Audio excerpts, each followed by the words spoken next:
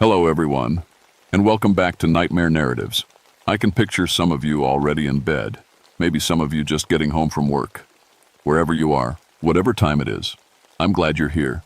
If this helps you relax or sleep, please like and subscribe. It means a lot.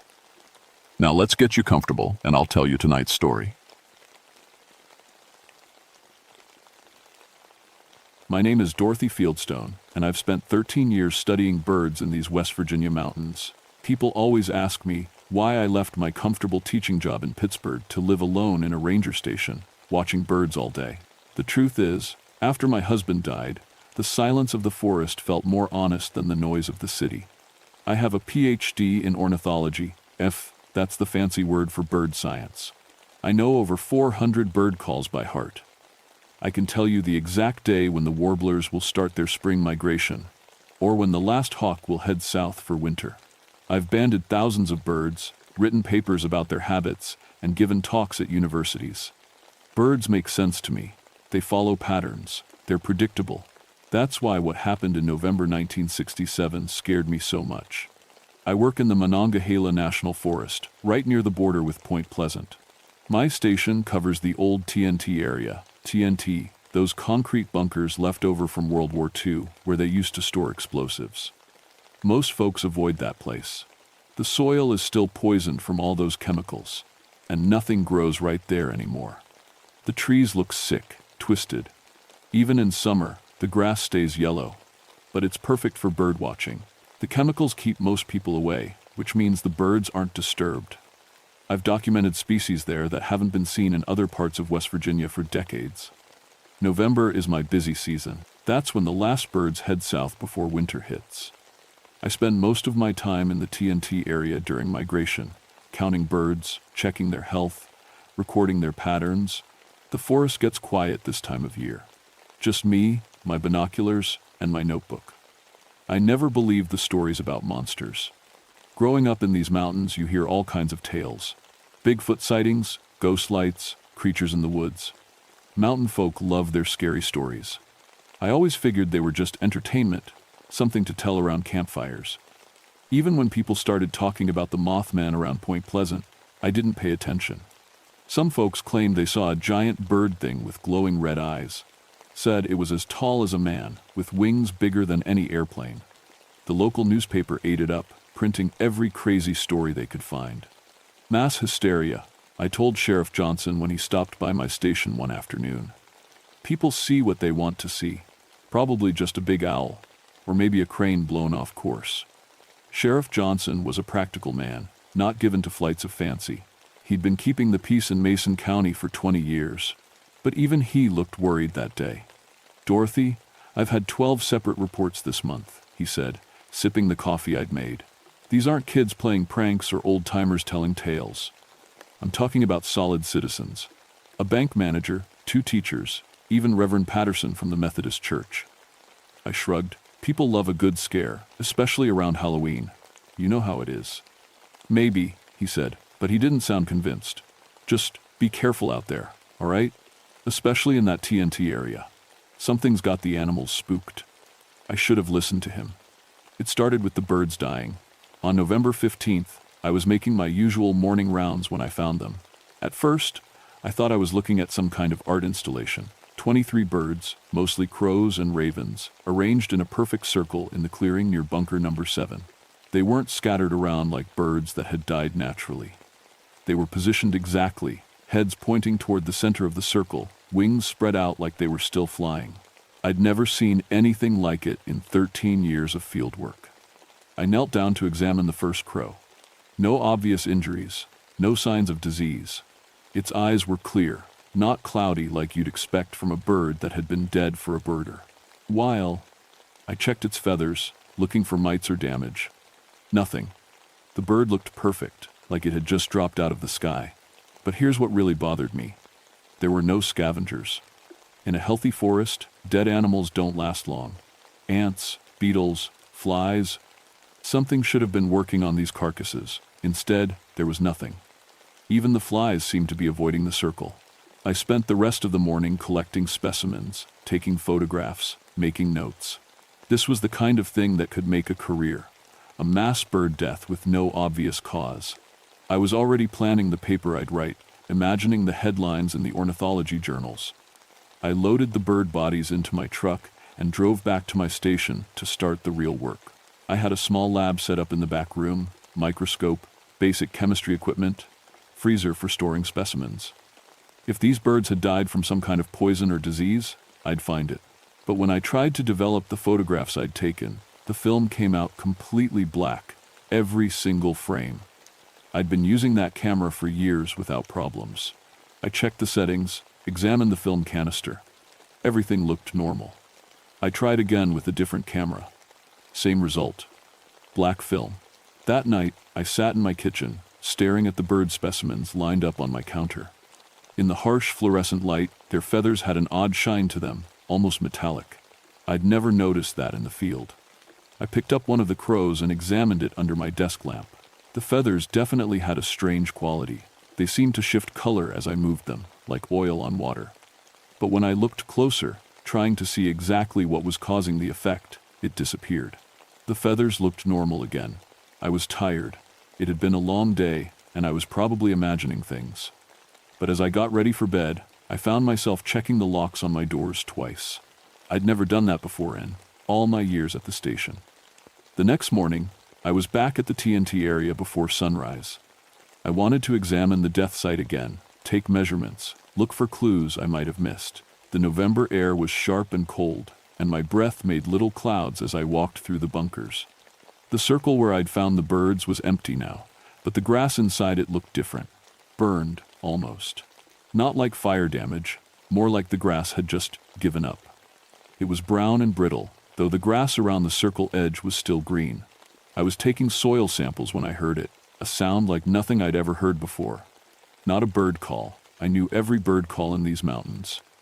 This was deeper, more like a hum mixed with a whistle. It seemed to come from everywhere at once, echoing off the concrete bunkers. I stood up, looking around. The forest had gone completely silent. No wind in the trees, no small animals rustling in the underbrush. Even the insects had stopped their usual background noise. The sound came again, longer this time. It made my teeth ache. "Hello?" I called out. Maybe it was another researcher, someone with equipment I wasn't familiar with. "Is someone there?" No answer. But I had the strongest feeling that something was watching me. I finished my soil collection quickly and headed back to my truck. As I was loading my equipment, I noticed something that made my hands shake. Tracks in the mud near bunker number 12. At first glance, they looked like bird tracks, 3 long toes pointing forward, 1 pointing back. But they were massive. Each print was nearly 10 inches long, pressed deep into the wet earth, like whatever made them was incredibly heavy. No bird that size existed. Not in North America. Not anywhere.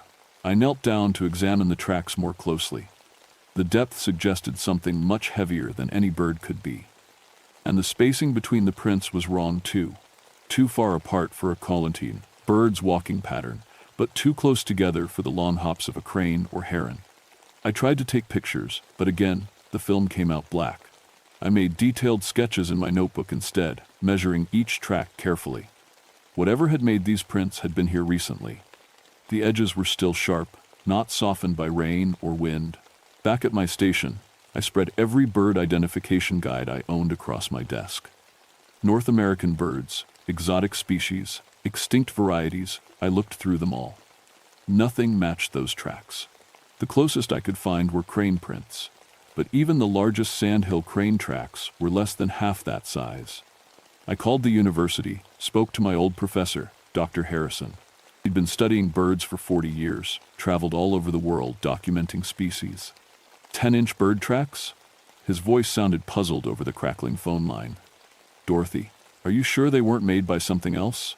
Maybe a dog with an unusual gait, or someone playing a prank with fake prints?" "I know what I saw, Professor. These were definitely bird tracks, just impossibly large." There was a long pause. "Well, send me your sketches. I'll ask around, see if anyone's heard of anything similar. But Dorothy, be careful out there. Some of my colleagues have been hearing strange reports from all over Appalachia. Animals behaving oddly, unusual migration patterns. Something's got the wildlife spooked." That afternoon, I decided to set up motion-activated cameras around the TNT area. If something was making those tracks, I wanted proof. Real, undeniable evidence. I placed 3 cameras at different locations, one near the death circle, one by the large tracks, and one on top of bunker number 7, which gave a good view of the main clearing. As the sun started to set, I packed up my gear and headed back to my truck. The forest felt different in the evening light. Darker somehow, even though there was still plenty of daylight left. The shadows between the bunkers seemed deeper than they should be. I was loading the last of my equipment when I saw movement out of the corner of my eye. Something large had landed on top of bunker number 12. At first, I thought it might be a turkey buzzard. They were common in the area. But as I turned to look directly at it, my blood went cold. It was definitely bird-like, but wrong in every possible way. Too big for one thing. Even crouched down, it was taller than a man. Its wings were folded against its body, but I could see they were massive, easily 10 feet across, maybe more. But the worst part was its eyes. 2 red lights glowing in the gathering dusk, bright as car headlights. They weren't reflecting light like normal animal eyes do at night. These were producing their own light, pulsing slightly like a slow heartbeat. The thing was staring directly at me. I couldn't move. Every instinct told me to run, but my legs felt like they were made of stone. We stared at each other across the clearing, and I felt something pushing at the edges of my mind. Not words exactly, but images, feelings, danger, warning, something terrible coming. Then, just as suddenly as it had appeared, the creature spread its wings and took off. The sound was like thunder, like a freight train, like nothing natural. It rose straight up into the darkening sky and disappeared. I stood there for maybe 5 minutes, shaking, before I could trust my legs to carry me to the truck. My hands were trembling so badly I could barely get the key in the ignition. All the way back to my station, I kept checking my rearview mirror, expecting to see those red eyes following me. That night, I sat at my kitchen table with a cup of coffee that had gone cold hours ago, trying to write down what I'd seen. Every time I tried to describe it, the words seemed inadequate. How do you explain something that shouldn't exist? I thought about calling Sheriff Johnson, but what would I tell him? That I'd seen the exact creature he'd been getting reports about? The one I'd dismissed as mass hysteria just days before? Instead, I pulled out my bird books again and started reading about the largest flying birds in the world. Andean condors with 9-foot wingspans, prehistoric teratorns that had been extinct for thousands of years. Nothing came close to what I'd seen. But deep down, I knew I wasn't dealing with any normal bird. What I'd seen in that clearing was something else entirely. Something that shouldn't exist but did. And it had been watching me. I didn't sleep that night. Every sound outside made me jump. The wind in the trees, a branch scraping against the roof, my old truck settling in the cold. Around 3 a.m, I gave up trying and made another pot of coffee. When dawn finally came, I was already dressed and ready to check my cameras. Part of me hoped they'd show nothing, that I'd imagined the whole thing. But a bigger part needed to know the truth. The drive back to the TNT area felt different in daylight. The bunkers looked normal again, just old concrete buildings left over from the war. Hard to believe I'd been so scared just hours before. The first camera, near the death circle, was gone. Not damaged, not knocked over. Gone. I found the metal mounting bracket still screwed to the tree, but the camera itself had vanished completely. No tracks around the tree, no broken pieces, nothing. The second camera was still there, but when I popped out the film canister, I knew before I even looked that it would be black, just like all my other photos from this place. The third camera, the one on top of bunker 7, had been turned around. Instead of pointing at the clearing like I'd set it up, it was now facing directly back toward where I was standing. Like something had deliberately repositioned it to watch me instead of the area. My hands were shaking as I climbed up to retrieve it. The camera itself looked normal, but there were scratches in the concrete around it. Long gouges, like claw marks. Each one was nearly an inch deep. I was examining the scratches when I heard voices. "Dorothy, you up there?" Sheriff Johnson's voice echoed off the bunkers. I looked down to see him walking across the clearing with 2 other men I didn't recognize. Government types, by the look of their dark suits and serious faces. "Coming down," I called, grateful not to be alone anymore. When I reached the ground, Sheriff Johnson made quick introductions. Dorothy Fieldstone. This is Agent Morrison and Agent Webb from the state police. They're here about those reports we've been getting. Agent Morrison was a thin man with wire-rimmed glasses and the pale complexion of someone who spent most of his time indoors. Agent Webb was bigger, broader, with the kind of suspicious eyes that seemed to catalog everything around him. Miss Fieldstone, Morrison said, we understand you've been conducting research in this area. Have you noticed anything unusual in the past few days? I hesitated. These men looked official, but something about them bothered me. Maybe it was the way Webb kept glancing at the bunkers, like he knew more about this place than he was letting on. Unusual how? I asked. Animal behavior, environmental anomalies, anything that might explain the reports Sheriff Johnson has been receiving. I told them about finding the dead birds, about the strange tracks. I didn't mention seeing the creature itself. Something told me to keep that to myself for now. Morrison took notes while I talked, but Webb just watched me with those cold eyes. When I finished, Morrison closed his notebook with a snap. Miss Fieldstone, I'm going to ask you to stay away from this area for a while. We're conducting our own investigation, and civilian presence could compromise our work. What kind of investigation? I asked. This is a national forest. I have every right to. Not this section, Webb spoke for the first time. His voice was flat, emotionless. As of this morning, the TNT area has been classified as a restricted zone. Environmental contamination concerns. Sheriff Johnson looked as surprised as I felt. Nobody told me about any restrictions. Webb handed him a folded paper. Your authorization to enforce the new boundaries. No one goes in or out without federal clearance. I wanted to argue, but something in Webb's manner told me it wouldn't do any good. These men weren't here to investigate the Mothman sightings. They were here to cover them up. I'll need to collect my equipment, I said. I left some instruments in the area yesterday. Morrison nodded. Agent Webb will escort you. 30 minutes, then the area is off limits. The walk back to my research sites was tense. Webb stayed close behind me, not talking, just watching. When we reached the spot where I'd found the dead birds, I stopped short. There were more of them, at least 50 birds this time, arranged in the same perfect circle pattern. But these weren't just crows and ravens. I saw cardinals, blue jays, even a red-tailed hawk. All different species that would normally never flock together, all dead, all positioned with impossible precision. Don't touch anything, Webb said sharply when I started toward the circle. I'm a researcher. This is important scientific data. Not anymore, it isn't.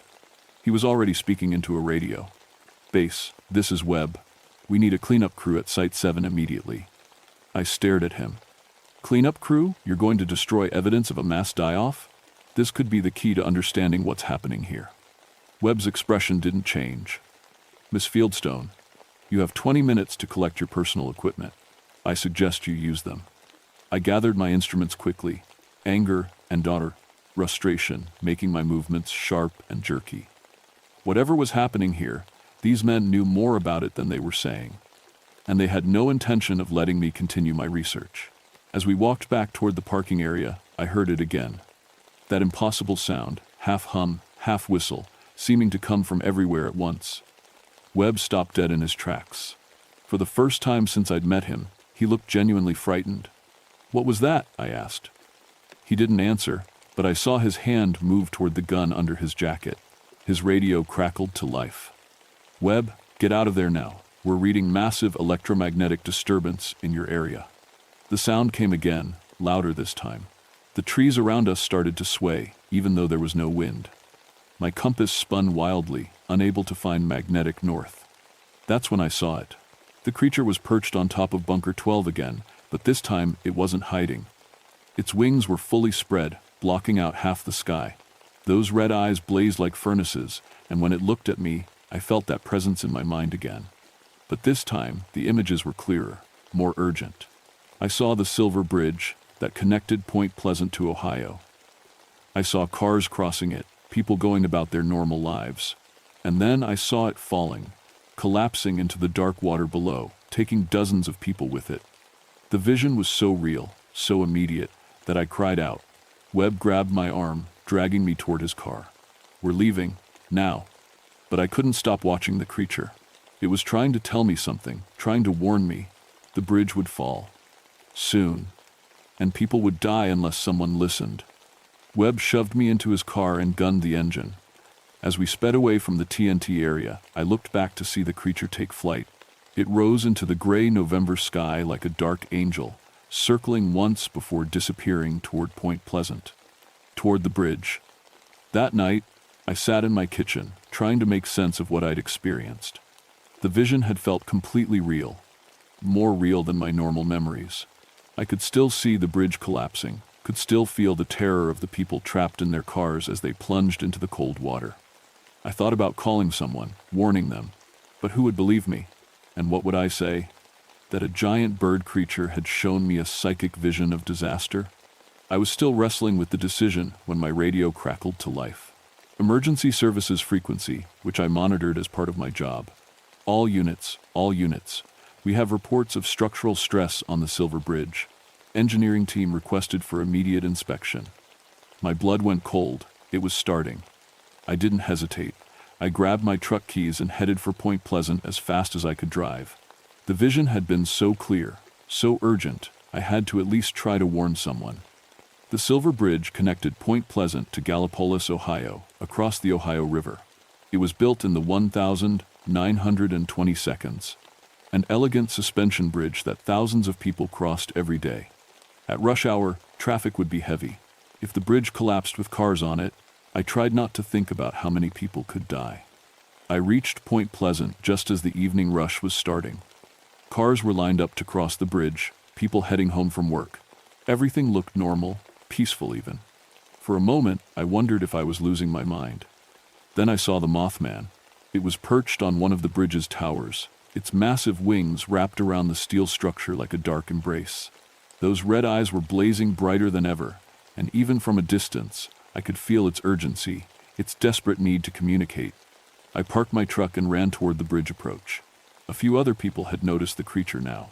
They were pointing, shouting, some taking pictures. But no one seemed to understand what it meant. "Get away from the bridge," I yelled, waving my arms. "Everyone get back." People looked at me like I was crazy. A police officer approached, probably thinking I was having some kind of breakdown. "Ma'am, you need to calm down. What's the problem here?" "The bridge is going to collapse," I said, grabbing his arm. "That thing up there, it's trying to warn us. We need to stop traffic, clear the area." The officer looked up at the Mothman, then back at me. "Ma'am, that's just a large bird, maybe a crane or something. There's no reason to." That's when the cables started to sing. It was a high, thin sound, like violin strings being pulled too tight. The Mothman spread its wings wider, and the sound got louder. Metal groaned, concrete cracked. The police officer's radio crackled. "Bridge control to all units. We're reading critical stress levels on the main suspension cables. Recommend immediate closure to traffic." Too late. With a sound like the world breaking apart, the Silver Bridge began to fall. I watched in horror as the roadway buckled and twisted. Cars slid sideways as the pavement tilted at impossible angles. The Mothman launched itself from the tower, circling overhead as people screamed and ran. But here's what I'll never forget. In those final moments, as the bridge was coming apart, I felt the creature's presence in my mind again. Not showing me disaster this time, but something else. Coordinates. Locations along the river where people were in the water, where rescue teams should look first. The Mothman wasn't just a harbinger of doom. It was trying to help save lives. I ran to the rescue command post that was setting up near the water. The Coast Guard was already launching boats, but they were searching randomly, covering as much area as they could. "The survivors are downstream," I shouted to the nearest officer. "About 300 yards south of the bridge, near that cluster of trees hanging over the water." "Ma'am, how could you possibly know that?" I couldn't explain, but I knew, with absolute certainty, that there were people in the water at that exact location. The Mothman had shown me. "Just trust me, please." The officer looked at me for a long moment, then spoke into his radio. "Unit 7, concentrate your search near the Willow Grove, 300 yards downstream from the bridge site." 20 minutes later, they pulled 4 survivors from the water at that exact location. Over the next several hours, as rescue operations continued, I found myself relaying information I shouldn't have known. Where to find more survivors, which areas were too dangerous for divers, where pieces of the bridge had created underwater hazards. Every piece of information came from the same source, brief, intense moments when I felt the Mothman's consciousness touching mine. It was still out there, circling the disaster site, somehow seeing everything at once. By dawn, 37 people were confirmed dead, but dozens more had been saved. The rescue coordinator told reporters it was a miracle so many had survived such a catastrophic collapse. I knew the truth. The miracle was a creature that shouldn't exist, trying desperately to save human lives. As the sun came up over the Ohio River, I saw the Mothman one last time. It was perched on a hill overlooking the wreckage of the bridge, motionless as a statue. For just a moment, those red eyes met mine across the distance. I felt a final image form in my mind. Not a vision of disaster this time, but something else. Acceptance, maybe. Sadness. And underneath it all, a sense of duty that would never end. Then, it spread its wings and disappeared into the morning sky. Agent Webb found me an hour later, sitting on the riverbank, watching the rescue boats. "Miss Fieldstone," he said, settling down beside me on the cold ground. "We need to talk." "About what?" I was exhausted, emotionally drained. I didn't have the energy to be afraid of him anymore. "About what you saw, what you experienced." His voice was gentler now, less official. "You're not the first, you know. We've been tracking similar encounters for decades, people who've had contact with entities, like the one you've been seeing." I looked at him sharply. "You know what it is? We have theories. Ancient protectors, maybe. Beings that exist at the intersection between our world and something else. They appear before disasters, try to warn people. Most of the time, no one listens. But this time was different." Webb nodded. "This time, someone could interpret the warnings. Someone who understood." I thought about the past few days, about all the strange experiences that had led me to this moment. Why me? Maybe because you spent your life studying flight, maybe because you were in the right place at the right time. Or maybe it chose you for reasons we'll never understand. Webb stood up, brushing dirt off his pants. "The question is, what do you do now?" I watched a rescue boat pull another piece of debris from the water. Somewhere out there, the Mothman was still watching, still waiting for the next disaster, the next chance to save lives. "I keep watching," I said. "I keep listening." Webb nodded slowly. "The TNT area restriction has been lifted. You can resume your research. But Miss Fieldstone, when it shows you something, when it tries to warn you, I hope you'll call us." He handed me a card with just a phone number printed on it. No name, no agency. "There are others like it," Webb said as he walked away. "Other places, other watchers. You might see them again." That was 3 months ago. The official investigation concluded that the Silver Bridge collapse was due to metal fatigue in a critical suspension cable. 46 people died that December evening, but it could have been much worse. Rush hour traffic was lighter than usual, and several cars that might have been on the bridge had been delayed by reports of a large bird causing a distraction. I went back to my research at the TNT area, but everything had changed.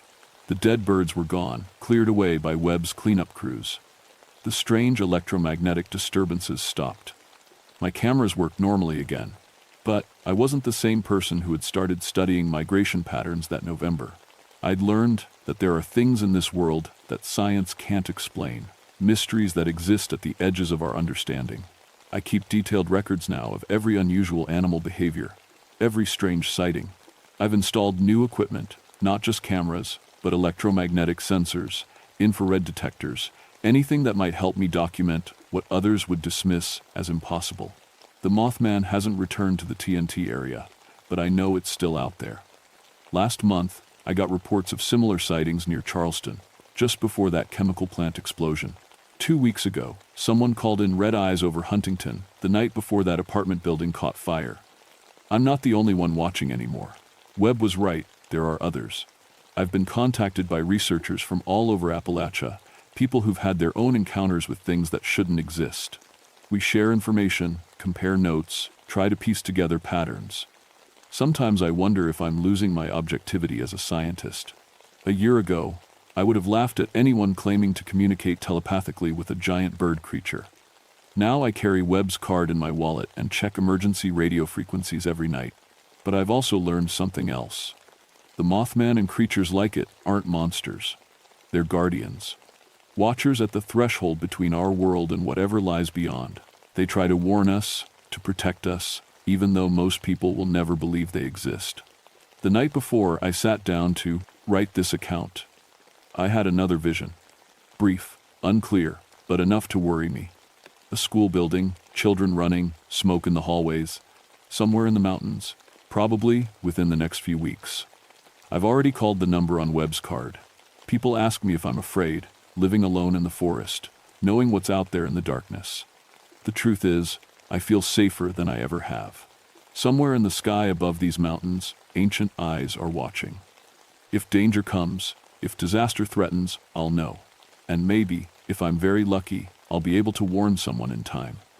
My name is Dorothy Fieldstone, and I study birds. But now I know that not all the things with wings that soar through our skies are birds. Some of them are much, much more. Some of them are trying to save us.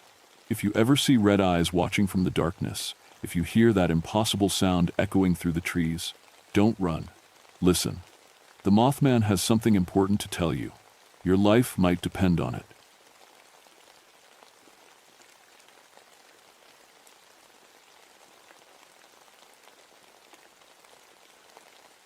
My name is Henry Copperfield, and I've been a forest ranger for 15 years. Started back in 1956, right after I got out of the military police. Thought I'd seen everything a man could see during my service, but nothing prepared me for what I found in the Arkansas woods. I worked the Ouachita National Forest, specifically the Fouke Mountain region. It's wild country down here, thick swamps, cypress trees so old they were saplings when my grandfather was born, and bottomland forests so dense you can get lost 50 feet from a main trail. Most folks stay away from this part of Arkansas. Too remote, too wild, too many old stories. In my 15 years out here, I've investigated over 200 reports of strange animals. Bears walking upright, wild dogs the size of ponies, cats bigger than anything that should exist in Arkansas. Every single time, I found a logical explanation. Shadows playing tricks, regular animals seen from bad angles, or just plain old lies from folks wanting attention. I was the guy who debunked the monster stories. The voice of reason.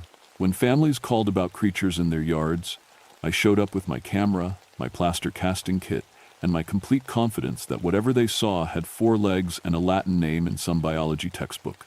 Never believed in Bigfoot stories. Thought they were all hoaxes. Until September 1971, when I tracked one for 3 weeks through the deepest part of Fouke Mountain. It started with a call from Sheriff Morrison on a Tuesday morning. "Henry, we got another one of those creature reports. Family about 20 miles out from Fouke Town, up on the mountain. Say something big is bothering their property." I loaded my truck with the usual gear. 35mm camera, tape recorder, plaster of Paris for footprint casting, measuring tape. The drive out took me an hour on logging roads that hadn't seen maintenance since the lumber company pulled out in '68. The deeper I went, the quieter everything got. That should have been my first warning. The Hendricks family lived in a small farmhouse surrounded by cleared land that was slowly losing its battle with the encroaching forest. Jim Hendricks met me at his front porch, hat in his hands, looking like a man who hadn't slept much. "Ranger Copperfield, thank God you're here. That thing came back again last night.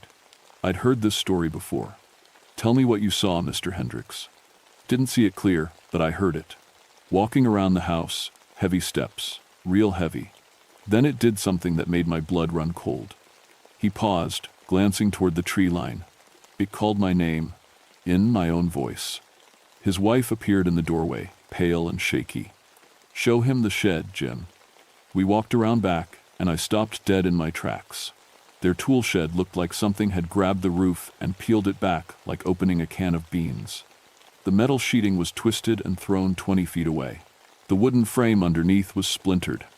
"What kind of tools you keep in there?" I asked, pulling out my camera. "Just garden stuff.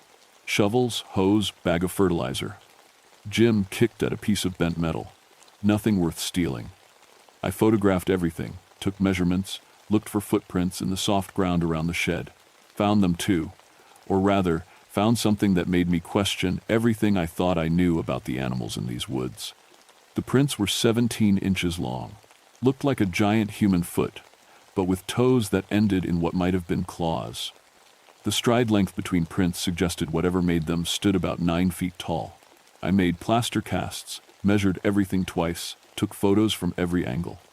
"Mr. Hendricks, you got any neighbors who might be playing pranks?" He shook his head. "Nearest folks are 12 miles off. Besides, you see the size of them prints?" I had to admit I'd never seen anything like them, but there had to be an explanation. Maybe a black bear that had learned to walk upright for longer distances. Maybe someone with fake feet trying to scare the family. Maybe the prints were old and had swollen from rain. That night, I camped in my truck about a quarter-mile from the Hendricks place. Figured if something was bothering them, I'd spot it and solve this mystery once and for all. I'd done night watches before. Always turned out to be nothing more exciting than a raccoon or an owl. Around midnight, I noticed something wrong. The normal night sounds, wrysy, crickets, tree frogs, the distant hooting of owls, had stopped completely. The forest had gone dead silent. In 15 years of woods experience, I'd learned that when nature goes quiet, there's usually a predator nearby. I grabbed my flashlight and stepped out of the truck. The beam cut through the darkness, showing nothing but trees and shadows. But I could feel something watching me. You know that feeling, like eyes on the back of your neck. Every instinct from my military training was screaming that I wasn't alone. Then I heard it. My own voice, calling from deep in the swamp. Henry Copperfield. But I was standing right there. I knew for certain that I hadn't spoken. The voice was coming from about 100 yards into the tree line, and it sounded exactly like me. I've been trained to handle strange situations, but hearing your own voice calling from a dark swamp when you know you're alone, that's the kind of thing that makes your hands shake and your mouth go dry. I got back in my truck and locked the doors. Told myself it was just echoes, or maybe the family playing some kind of joke. But deep down, I knew I'd just encountered something that didn't belong in any textbook, something that was smart enough to learn human speech. The next morning, I drove back to the Hendricks place to ask more questions. What I found made me question everything I thought I knew about the natural world. Jim Hendricks was standing in his yard, staring at his house. Every window on the ground floor had massive handprints pressed against the glass from the outside. The prints were huge, easily 12 inches from thumb to pinky, and they were positioned about 8 feet off the ground. "They weren't there yesterday evening," Jim said when he saw me examining them. "Sarah noticed them when she went to make coffee this morning." I measured and photographed each print.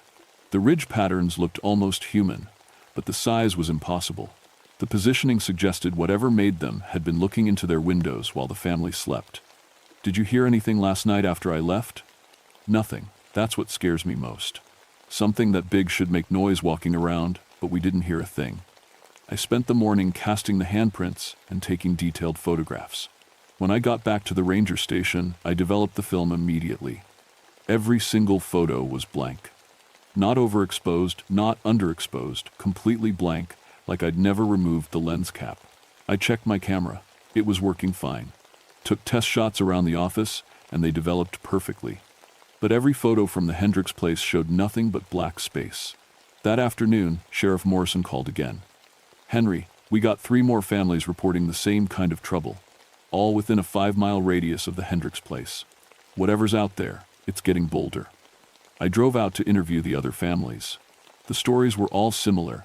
Something large moving around their properties at night, damaged buildings, and that same disturbing detail about hearing their own voices calling from the woods. At the Peterson farm, I found footprints leading from the tree line directly to their chicken coop. Every bird was dead, but not eaten. They were arranged in a perfect circle in the middle of the coop, necks broken cleanly. It looked deliberate, like a message. "What kind of animal kills chickens but doesn't eat them?" Mrs. Peterson asked. I didn't have an answer. In all my years studying animal behavior, I'd never seen anything like it. Predators kill to eat or to protect territory. They don't arrange their kills in geometric patterns. That evening, I set up a more serious surveillance operation. Brought my best camera equipment, a tape recorder, and my service pistol. If something was harassing these families, I was going to document it properly. I positioned myself in a deer blind about 200 yards from the Peterson place, with a clear view of their yard and the edge of the forest. The sun went down around 7, and by 8:30, the woods had gone quiet again. At 9:17 p.m., I saw it. Something massive moved between the trees at the forest edge. It was too dark to make out details, but whatever it was stood upright and moved with purpose. I raised my camera and started taking pictures, though I wasn't optimistic about the results after what happened that morning. The creature, nay, and I had to start calling it that, stepped into the clearing near the Peterson house. Even in the dim starlight, I could see it was enormous. At least 9 feet tall, covered in dark hair, with arms that hung down past its knees. It moved like a man, but with a fluidity that seemed impossible for something so large. I held my breath and kept taking pictures. This was it. Proof that something unknown was living in these woods. Evidence that would change everything we thought we knew about wildlife in Arkansas. The creature approached the Peterson house and placed its hands against the kitchen window, just like at the Hendricks place. But then it did something that made my blood turn to ice. It turned and looked directly at me. From 200 yards away, in complete darkness, it had somehow spotted me in my camouflaged deer blind. We stared at each other for what felt like hours, but was probably only seconds. Then it opened its mouth and spoke in Mrs. Peterson's voice. "Help me, please help me." Mrs. Peterson was inside the house. I could see the glow from her television through the living room window. But I was hearing her voice coming from this impossible creature standing in her yard. I fumbled for my tape recorder, desperate to capture evidence of what I was witnessing. But when I looked up again, the creature was gone. Vanished into the darkness without a sound. I stayed in that deer blind until sunrise, shaking and trying to make sense of what I'd seen. When I developed the film the next day, once again, every single frame was blank. But the tape recorder had captured something. When I played it back, I heard Mrs. Peterson's voice clearly. "Help me, please help me." But underneath her words, almost too low to hear, was another sound. A deep, rumbling growl that didn't come from any human throat. That's when I knew I wasn't dealing with an unknown animal. I was dealing with something intelligent, something that could mimic human speech perfectly, and something that was deliberately making its presence known. The question was, what did it want? By the end of the first week, 5 more families had reported encounters. The pattern was always the same: property damage, handprints on windows, and the terrifying experience of hearing their own voices calling from the forest. But the creature was getting bolder. The Williams family called me out on a Thursday morning, voices shaking with fear. When I arrived, I found their front door standing wide open. Not broken down, opened, like someone had used the handle. "We locked it," Tom Williams insisted. "Double-checked it before bed. But when we woke up this morning, the door was open, and there were muddy footprints leading right through our living room. The prints were the same impossible size I'd been documenting all week. They led from the front door, through the living room, down the hallway, and stopped at the bedroom where the Williams' 8-year-old daughter slept. "Did you check on Amy?" I asked. "She's fine, sleeping like nothing happened." "But Ranger Copperfield," Tom's voice dropped to a whisper. "The thing was in our house. It could have hurt any of us." I followed the muddy trail back outside. The prints led to the edge of the woods and then disappeared. Like whatever made them had simply melted into the forest. That afternoon, I called my supervisor in Little Rock. "I need backup out here. This isn't a normal animal situation." "What exactly are you dealing with, Henry?" I tried to explain about the footprints, the property damage, the voice mimicry. Even to my own ears, it sounded crazy. "You think it's some kind of hoax?" I thought so at first. But the evidence doesn't support that theory. Whatever's out there is real, it's intelligent, and it's escalating its behavior. Do what you can with local law enforcement. We'll send someone down if things get worse. Things got worse that very night. I was parked outside the Williams place, maintaining my watch, when Sheriff Morrison's radio crackled with an emergency call. "All units. We have a situation at the old lumber camp on Fook Mountain. Possible fatalities." The lumber camp had been abandoned for 3 years, ever since the company pulled out. It was just rotting buildings and rusted equipment about 5 miles deeper into the woods. No reason for anyone to be out there, especially not at night. Morrison and I drove out together. our headlights cutting through the darkness on the narrow logging road. We found two vehicles parked near the main camp building, the pickup truck and a Jeep I recognized as belonging to the Morrison brothers, local hunters. Jake and Eddie went out spotlighting tonight, the sheriff said, looking for deer eyes to hunt this weekend. We called their names but got no answer. The silence in the woods was complete. No insects, no night birds, nothing. Just that unnatural quiet I'd been experiencing all week. We found Jake Morrison first. He was hanging upside down from a tree branch about 20 feet off the ground, suspended by a rope around his ankles.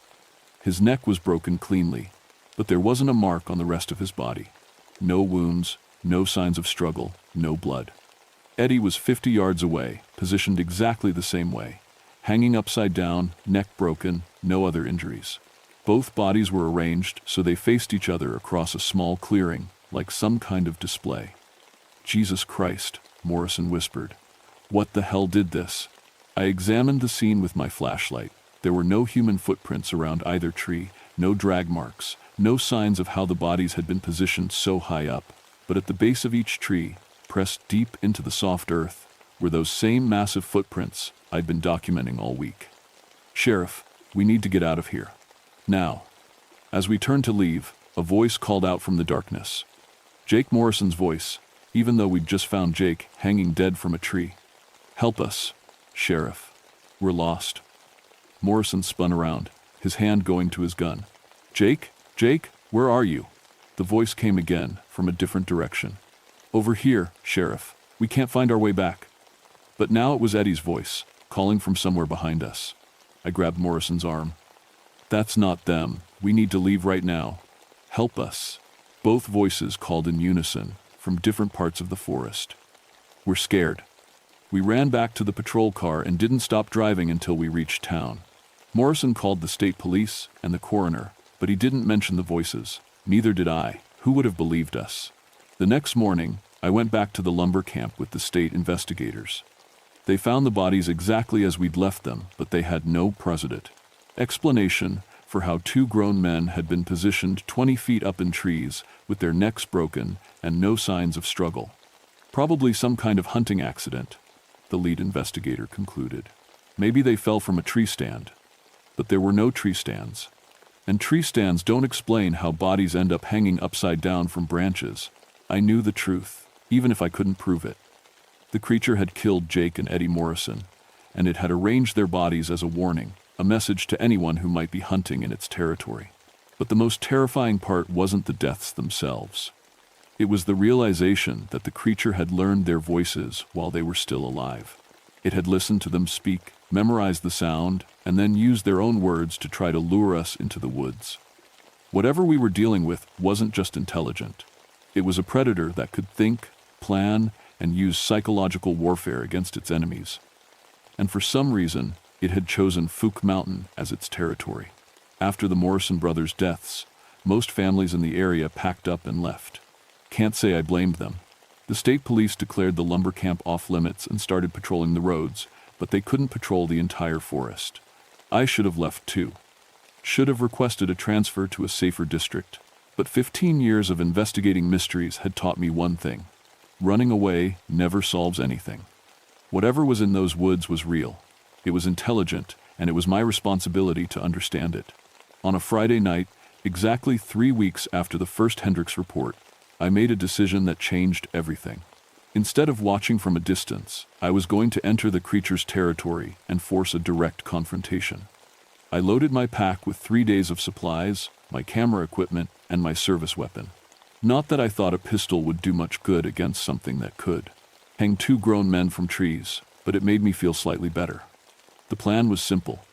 Hike deep into the swamp where the sightings had been concentrated, set up camp, and wait for the creature to find me.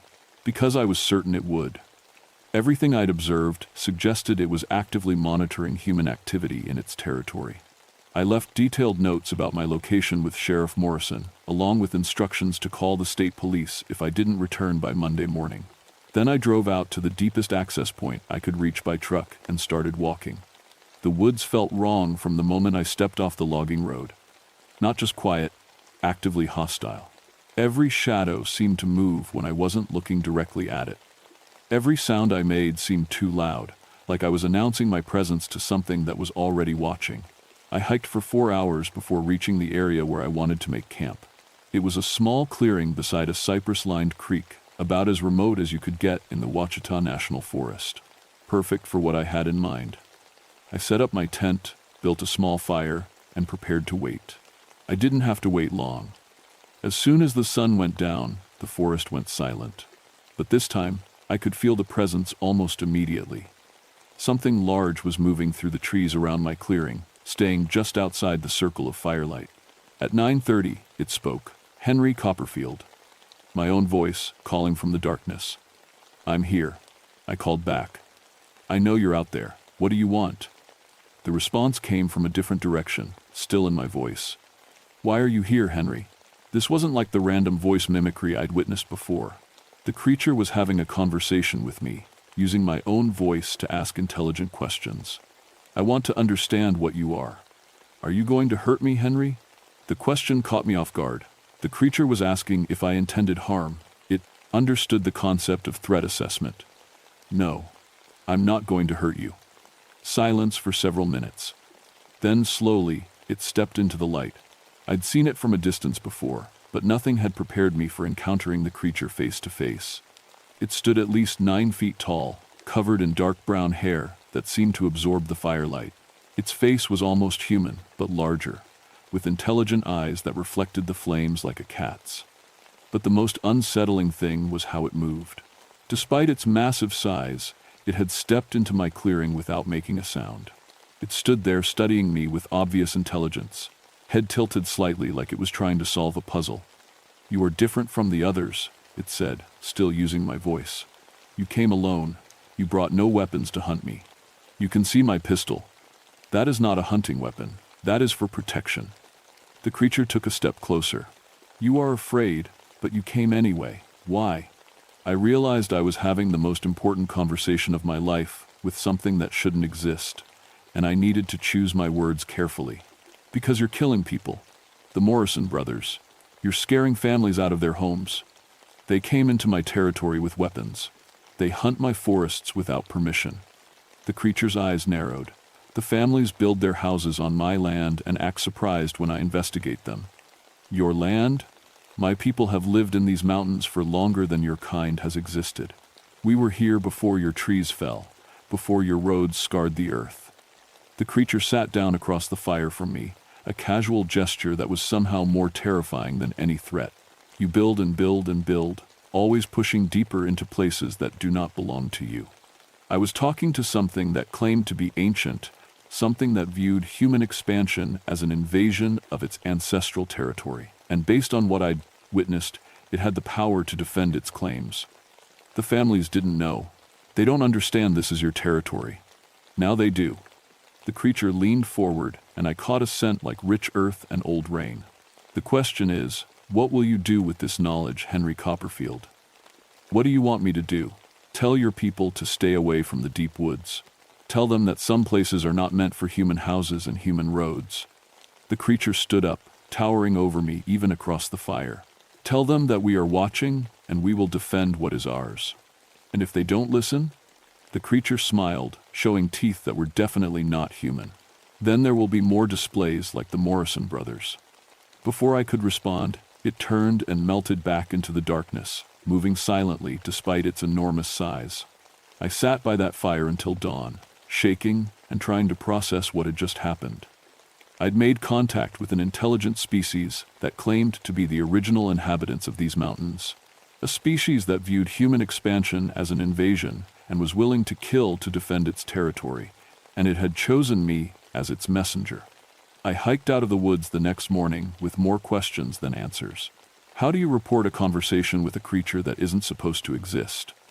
How do you explain that the Fook Mountain region is inhabited by an intelligent species that's been here longer than human civilization? I tried. God help me, I tried.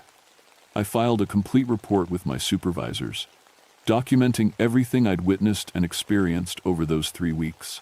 I included photographs of the footprints, plaster casts, measurements, and detailed accounts of every encounter.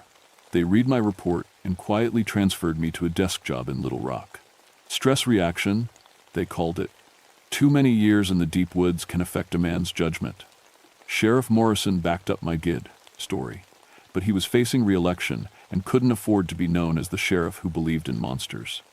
The state police ruled the Morrison deaths as hunting accidents and closed the case. Within 6 months, the families who'd stayed in the area stopped reporting creature encounters. Either the thing had moved on, or they'd learned not to talk about what they saw. But I knew the truth. The creature hadn't moved on. It had simply retreated deeper into the wilderness, watching and waiting. 3 years later, in 1974, the federal government declared a large section of the Ouachita National Forest around Fook Mountain as a protected wilderness area. No logging, no development, no hunting allowed. The official reason was to preserve endangered species habitat. But I know the real reason. Someone, somewhere in the government, believed my report. They understood that there are things in these mountains that are older and more dangerous than we want to admit. I still work for the Forest Service, but now I spend my days pushing papers and reviewing reports from other rangers.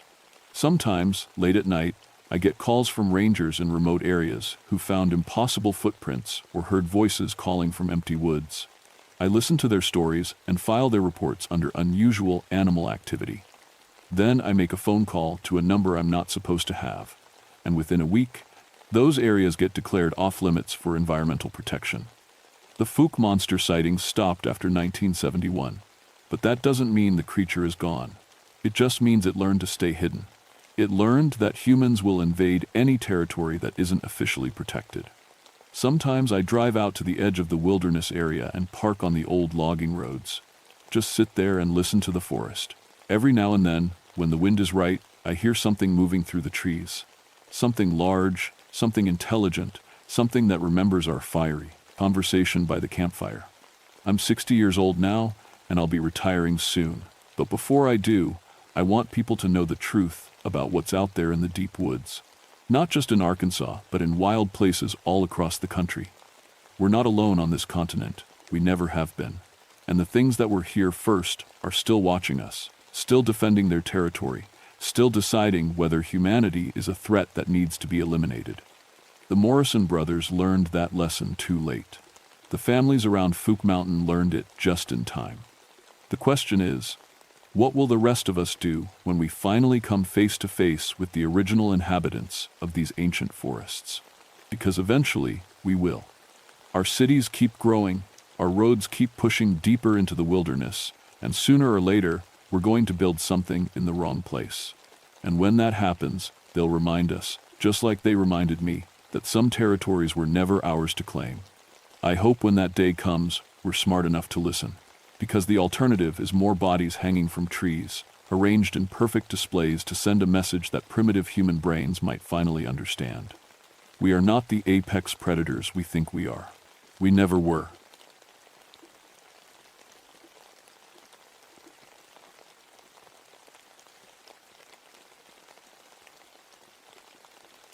My name is Margaret Ironwood, and for 22 years I thought I understood the night. I've been a ranger in Daniel Boone National Forest since 1954, back when they still called us Lady Rangers, like it was something unusual. I earned my biology PhD studying bat colonies in Kentucky's cave systems, spent 2 decades mapping over 50 different caves in the Red River Gorge, and I can rappel down a 100-foot cliff face in the dark if I need to. The forest rangers in 3 counties call me when they find something dead they can't explain, because I know how predators think. I know what kills what, and how, and why. Or at least, I thought I did. October in the gorge is my favorite time of year. The sandstone cliffs turn golden in the afternoon sun, and the hickory trees drop their leaves in thick carpets that smell like earth and smoke. The tourists thin out after Labor Day, leaving just the serious rock climbers who come for the tall walls and the perfect autumn weather. It's peaceful then. Just me, the caves, and the quiet rhythm of nocturnal life that most people never see. I was checking on the Morrison Cave Colony on October 12, 1976, when I first knew something was wrong. I'd been monitoring this particular colony of Indiana bats for 3 years. Every fall, they'd gather in Morrison's main chamber, about 2,000 of them preparing for hibernation. I'd hike up to the cave entrance every Tuesday evening, set up my equipment, and count them as they emerged for their nightly feeding. The numbers stayed consistent, give or take 100 bats. Predictable, scientific, normal. That Tuesday, not a single bat flew out. I waited until full dark, checked my bat detector twice, even went into the cave with my carbide lamp to see if they were just running late. The limestone chamber was empty. 2,000 bats don't just disappear. They don't relocate an entire colony overnight. It doesn't happen. My hands shook as I wrote up my field notes. In 22 years, I'd never seen anything like it. I told myself there had to be a rational explanation. Pesticides maybe, though we'd banned DDT years ago. A fungus, perhaps, something new we hadn't identified yet. I made plans to check the other cave systems in the morning, to survey the whole gorge network. Science would give me an answer. It always did. I hiked back to my truck just after midnight, following my trail by flashlight through the oak forest. The beam caught something on the path ahead, scratch marks, deep ones, carved into the bark of a massive sycamore tree. I moved closer, running my fingers over the gouges. They were 6 inches long, parallel, 4 of them like claw marks, but placed 8 feet up the trunk. Bears can stand on their hind legs, I thought. A big male could reach that high. But these marks were fresh, the wood still pale and oozing sap. And something about the pattern bothered me. The angle was wrong. These didn't rake downward like a bear stretching up. They raked across, horizontal, like something had been climbing and needed to grip the trunk. I stood there in the dark, listening. The forest was silent, completely silent. No crickets, no owls, no rustling of mice in the leaf litter. Just wind moving through empty branches, and somewhere far off, the sound of water trickling over stone. In all my years in these woods, I'd never heard it this quiet. I walked faster back to my truck, telling myself I was being foolish. I was a scientist, not some superstitious local who believed in the beast of bluegrass stories the old-timers liked to tell. Those were just legends the moonshiners made up back in Prohibition, trying to scare away the revenue agents. Ghost stories to keep people out of the hollow where they ran their stills. But my hand was gripping my flashlight like a weapon, and I didn't stop walking until I was inside my truck with the doors locked. I drove back to the ranger station with my windows up and my radio turned loud, trying to drown out the memory of that silence. The next 3 nights, I checked every major cave system in the Red River Gorge. Cloud Splitter Cave, empty. Chimney Top Cave, empty. Indian Creek Caverns, empty. Every single bat colony had vanished, thousands of them, gone without a trace. On the 4th night, I found the deer. It was a doe, sprawled across the trail near Sky Bridge, one of the massive sandstone arches that makes the gorge famous. I almost walked past it in the dark. My flashlight caught the white of her belly first, then the rest. She'd been killed recently, maybe an hour before. Still warm, but the way she'd been killed made me stop cold. Her throat was torn open, neat and precise. A killing bite, exactly where a predator would strike. That part was normal. What wasn't normal was everything else. The deer hadn't been eaten. She'd been arranged, almost carefully, laid out in the center of the trail with her legs tucked under her body and her head turned to face the path I'd been walking, like someone wanted me to find her. I knelt down, examining the wound with my flashlight. The bite radius was huge. The punctures were spaced too far apart for a coyote, too wide for even a mountain lion. And mountain lions don't live in Kentucky anymore. We hunted them all out 50 years ago. Something crunched in the woods behind me. I spun around, flashlight swinging. The beam caught trees, shadows, nothing else. My heart hammered against my ribs. Hello? My voice sounded small in the darkness. Another crunch, off to my left now. Deliberate. Heavy footfalls on the leaf litter, but I couldn't see anything moving. Whatever it was staying just outside my light. I'm an armed ranger, I called out, which was half true. I had pepper spray on my belt and a radio I could use to call for help. Identify yourself. The footsteps stopped. The silence rushed. Back in, thick and suffocating. I stood there with my light pointed into the trees, breathing hard, waiting. 30 seconds passed. A minute. Nothing moved. Then I heard it. A sound like nothing I'd ever heard before, low and resonant, more vibration than noise. It started deep, subsonic, rattling in my chest like a bass drum. Then it rose, climbing into a howl that made my skin go cold. It wasn't a wolf howl, though it was close.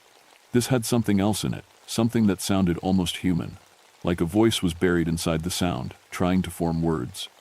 The howl echoed off the sandstone cliffs, bouncing through the gorge, coming from everywhere and nowhere at once. Then it cut off. I ran. I don't care how that sounds. I'm 50 years old with a PhD and 2 decades of field experience, and I ran like a child. I ran back down the trail with my flashlight bouncing wild, my breath coming in gasps, branches whipping at my face. I didn't stop until I reached my truck, and I didn't look back because some part of my brain, some ancient part that still remembered being prey, told me not to. I radioed the station from my truck, hands shaking so bad I could barely hold the receiver.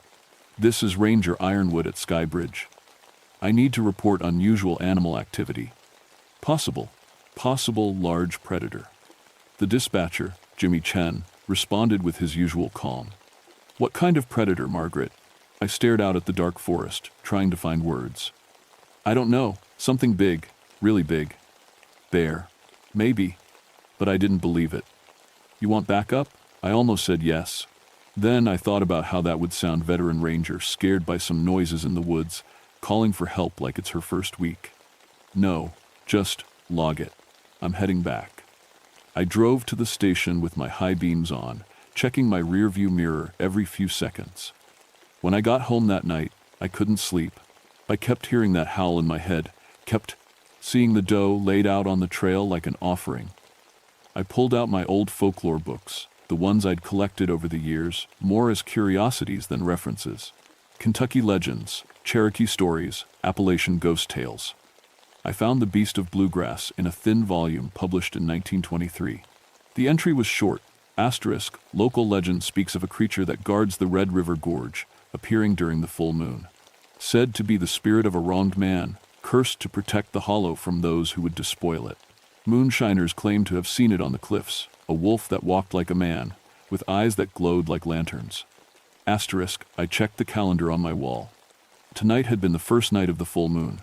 The moon would be full for 2 more nights. I didn't go back into the gorge that next day.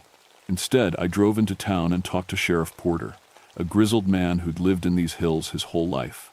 "Livestock killings?" he said, leaning back in his chair. "Yeah, we've had a few. Thought it was just wild dogs at first, but..." He trailed off, studying me. "Why you asking, Margaret?" "Found a deer kill that looks strange. Wanted to know if there's a pattern."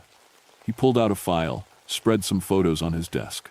3 dead goats, 2 sheep, all killed the same way, throat torn out, barely eaten, arranged in neat positions. All of them during the full moon, past 3 months. Farmers are getting spooked. I picked up one of the photos. The goat's eyes were still open, reflecting the camera flash. "Anyone seen what's doing it?"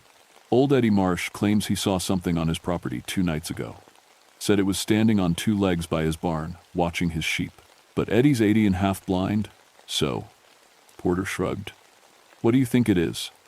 "I don't know yet." That was a lie. I was starting to have an idea, and I hated it. I spent the afternoon at the public library, digging through archives. Found newspaper articles from the 1,920 seconds about the moonshiners who operated in Red River Gorge during Prohibition. One name kept appearing. Silas Hargrove, who ran the biggest still in the hollow. The revenue agents chased him for years, but never caught him. In 1924, he disappeared. The last article I found was just 3 sentences. Asterisk, Silas Hargrove, 34, has not been seen since October 15th. Local Cherokee elder John Whitefeather claims Hargrove violated sacred ground. Search called off after 2 weeks. Asterisk, October 15th, 1924. Exactly 52 years ago. That night was the second full moon night. I should have stayed home. Every rational part of my brain told me to stay home, lock my doors, and wait for the moon to wane. But I'm a scientist. I needed to see. I drove back to the gorge just after sunset, parking at the Skybridge trailhead. I had my flashlight, my radio, my camera, and a canister of bear spray that suddenly felt very inadequate. The plan was simple. Hike to the ridge overlook, watch the cave entrances with my binoculars, document whatever I saw. The forest was dead silent again. No birds settling for the night, no insects, nothing. Just my boots on the trail and the sound of my own breathing. I reached the overlook as the moon rose, huge and orange over the eastern cliffs. From here, I could see 3 different cave entrances across the gorge, dark holes in the sandstone walls, some of them 60 feet up the cliff face. I set up my equipment and waited. The moon climbed higher, turning white and bright, the gorge filled with silver light, casting deep shadows under the rock overhangs. I scanned each cave entrance with my binoculars, looking for movement. At 9:47 p.m., I saw it. Something emerged from Morrison Cave, the one I'd checked first. It came out slowly, gripping the rock face with hands, not paws, hands that ended in long claws. The moonlight caught its fur, thick and dark. It was massive, at least 8 feet tall, built like a man but shaped wrong. The legs were too long, bent backward at the knee like a wolf's. The head was huge and elongated, with pointed ears that swiveled independent of each other. It clung to the vertical cliff face like gravity meant nothing. Then it turned its head and looked directly at me. Its eyes glowed, actually glowed like there was light behind them, amber and bright even across 200 yards of empty air. I stopped breathing. My hands froze on the binoculars. The creature stared at me for what felt like an hour but was probably 10 seconds. Then it moved, flowing up the cliff face with impossible speed, claws finding holds in stone that looked smooth from this distance. It reached the top of the ridge in seconds and disappeared over the edge. Heading toward me, I grabbed my equipment and ran back down the trail, my scientific objectivity completely gone. Behind me, I could hear something moving through the forest, not on the trail, but through the trees, parallel to my path. Something big, keeping pace with me easily, crashing through underbrush that I couldn't see. My flashlight caught movement to my right. A shadow, flowing between the trees, too large and too fast. I ran harder, my lungs burning. The trailhead was close, just another quarter mile. My truck was there, safety was there, locked doors and steel, and something landed on the trail ahead of me. I skidded to a stop, my flashlight swinging up. It stood in the middle of the path, blocking my way. 8 feet of muscle and fur and teeth, standing on 2 legs like a man but hunched forward, balanced on the balls of its feet.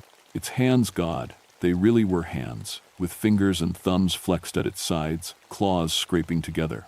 Its muzzle was pulled back in something between a snarl and a grin, showing teeth that belonged in a nightmare. But its eyes were the worst part. They glowed with that amber light, and behind the animal fury, I saw something that looked almost human, something aware, something that recognized me. "Please," I whispered, though I don't know what I was asking for. The creature tilted its head, studying me. Its nostrils flared, scenting the air. Then it opened its mouth and spoke. Not words, exactly, but sounds that were trying to be words, shaped by a throat and mouth that weren't built for human speech. A low rumble that might have been go or no or something else entirely. Then it stepped aside. I didn't question it. I ran past, giving it a wide berth, my whole body shaking. It didn't move as I passed, just watched me with those terrible glowing eyes. I reached my truck, fumbled my keys, finally got the door open. As I started the engine, I looked back at the trail.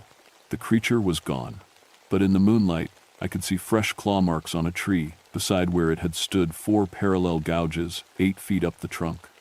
I didn't sleep that night. Didn't even try. I sat at my kitchen table with every light in the house on, drinking coffee and trying to make sense of what I'd seen. A werewolf. The word felt ridiculous, even thinking it.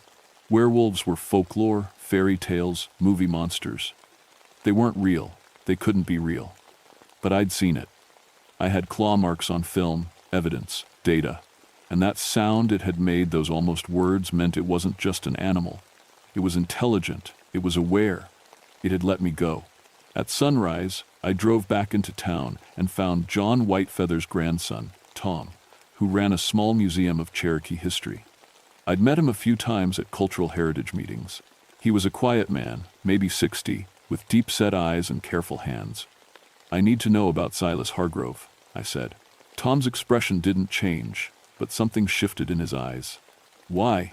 "Because something is happening in the gorge. Something that happened 52 years ago, too. And I think it started with him." Tom was quiet for a long moment. Then he poured us both coffee and sat down. "My grandfather was a medicine man," he said. "He took care of the old places, kept the sacred sites protected. The gorge was one of them, caves that went deep, where our ancestors buried their dead and left offerings. Then Prohibition came, and men like Hargrove moved in. They set up their stills in the caves, destroyed burial sites, dumped chemicals in the underground streams. Your grandfather cursed him, I said. My grandfather gave him a choice, Tom corrected. Leave the caves alone or protect them forever. Hargrove laughed in his face, said he'd set up a still in every cave in the gorge if he wanted. Tom's jaw tightened. 3 days later, on the full moon, Hargrove went into the caves and never came out. Not as himself, anyway. He became the beast. Tom nodded slowly. The curse binds him to the gorge. Every full moon, he transforms, and he guards the caves from anyone who would harm them. Miners, developers, vandals, anyone who comes with destruction in their heart. My grandfather said the curse would last until the land itself forgave him. Does it kill people? Only those who deserve it.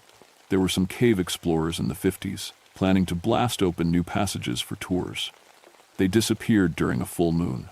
Revenue agents found their bodies later, positioned at the cave entrances like sentinels. He met my eyes. But you're still alive, Margaret. Why do you think that is? I thought about the creature stepping aside, letting me pass. Because I protect the caves too. You respect them, Tom said. That's what matters. I drove back to the gorge as the sun set, beginning the third and final night of the full moon. I wasn't running anymore. I had questions, and somehow I knew where to find answers. I hiked up to Morrison Cave in the twilight, my flashlight off, walking by the last of the daylight. The forest was silent again, holding its breath. I reached the cave entrance and stopped. I know what you are, I called into the darkness. I know about Silas Hargrove. Nothing answered. The cave mouth was black and deep. I'm not here to hurt the caves, I continued. I've spent 22 years protecting them, studying them. I've kept out the developers and the vandals and the people who want to turn this place into a tourist trap. I've been doing what you do, just in a different way. The moon rose behind me, full and bright. In the cave, something moved. The beast emerged slowly, stepping into the moonlight. This close, I could see details I'd missed before, the intelligence in those glowing eyes, the old scars crossing its fur, the way it moved with both animal grace and human purpose. It was terrifying and magnificent and impossibly sad. I need to understand, I said, keeping my voice steady. The bats left. Why did they leave? The creature tilted its head. Then it turned and walked into the cave. After a moment, I followed. My eyes adjusted slowly to the darkness. The creature's eyes provided some light, glowing amber markers ahead of me. It led me deeper into Morrison Cave, through passages I'd mapped years ago, until we reached the main chamber. The bats were there. All of them, thousands upon thousands, clustered on the ceiling in a massive colony. But they weren't hibernating, they were awake, shifting and chittering nervously. The beast gestured with one clawed hand toward the far wall. I approached carefully, shining my flashlight where it indicated. Someone had been spray painting the cave wall. Fresh paint, bright orange, spelled out Jackson's Climbing Tours, with an arrow pointing deeper into the system. Below it, someone had started drilling fresh holes in the ancient limestone, prepping to install permanent climbing anchors. My blood went cold. This was a protected site. These caves were off-limits to commercial development. Someone had violated every regulation we had, planning to turn sacred burial caves into a climbing gym. I turned back to the beast. It was watching me, waiting. I'll stop them, I said. I'll report this, get it shut down, press charges. I'll protect these caves. The creature stepped closer. This close, I could smell it wild and earthy, like stone and rain and old leaves. It reached out one massive hand and touched my shoulder, carefully, like it was afraid of breaking me. Its claws pricked through my jacket, just barely. Where they touched skin, I felt a jolt run through me, cold fire, moonlight made solid, something ancient and powerful that made every nerve in my body sing. The beast pulled back and made that sound again, the almost word, the shape of language its throat couldn't quite form. But this time, I understood. Asterisk, sister. Asterisk. Then it turned and loped deeper into the caves, disappearing into darkness. I stood there for a long moment, my shoulder tingling where it had touched me. Then I walked back out into the moonlight and radioed the station. We caught Jackson's climbing tours 3 days later, trying to install more equipment in the caves. I had photographs, evidence, and 22 years of credibility with the Forest Service. They lost their business license and paid hefty fines. The Park Service implemented new restrictions, no cliff access during full moon periods, increased ranger patrols, and severe penalties for anyone caught damaging the caves. The official report said we were protecting sensitive bat habitats. That was true enough. The bats came back after that, settling into their regular patterns. The forest filled with sound again, crickets and owls and all the small rustlings of nocturnal life. The silence lifted like a held breath finally released. But something changed in me that night in the cave. Now, when the full moon rises, I feel it. A tingling in my bones, an awareness of the lunar cycle that goes deeper than any calendar. I can sense when the transformation is coming. I can feel the presence of the beast even when I can't see it. I'm not cursed, not like Hargrove, but I'm connected now, bound to the gorge in a way that goes beyond my ranger duties. I'm a guardian, same as the beast, just serving in my own way. Sometimes on full moon nights, I hike up to the ridges and watch the cave entrances. I've seen the beast a dozen times now, always from a distance. It patrols the gorge, checking on the sacred sites, making sure the caves stay protected. Once, I swear it nodded to me across the gap before disappearing back into Morrison Cave. I'm 50 years old, and I've started hearing stories from other rangers in the Appalachian chain. Tales of lunar guardians in the Smokies, wolf spirits in the Blue Ridge, creatures that protect the old places from those who would destroy them. Maybe there are more like Hargrove, bound by old curses to serve the land they once violated. Or maybe there are other kinds of guardians, born from the mountains themselves. I don't know. But I know this. The wild places have their own protectors. They always have. And if you come into the forest with respect, if you treat the caves and the cliffs and the ancient stones with the reverence they deserve, you'll have nothing to fear. But if you come to exploit or destroy, if you bring harm to these sacred spaces, well, just make sure you check the calendar first. And whatever you do, stay out of the gorge when the moon is full.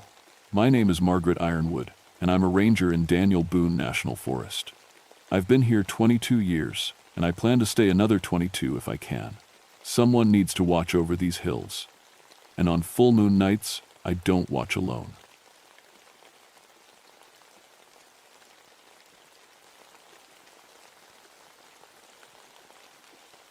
My name is Catherine Mountainheart, and for 19 years I've been a park ranger in the Blue Ridge Mountains of North Carolina. I know these peaks better than my own backyard. Every trail, every ridge, every hidden valley where the rare plants grow. I've got a PhD in botany, sure, but the mountains taught me more than any classroom ever could. People always ask me about the name Mountainheart. My grandmother gave it to me when I was little. She said it meant pure guardian of the mountain's core.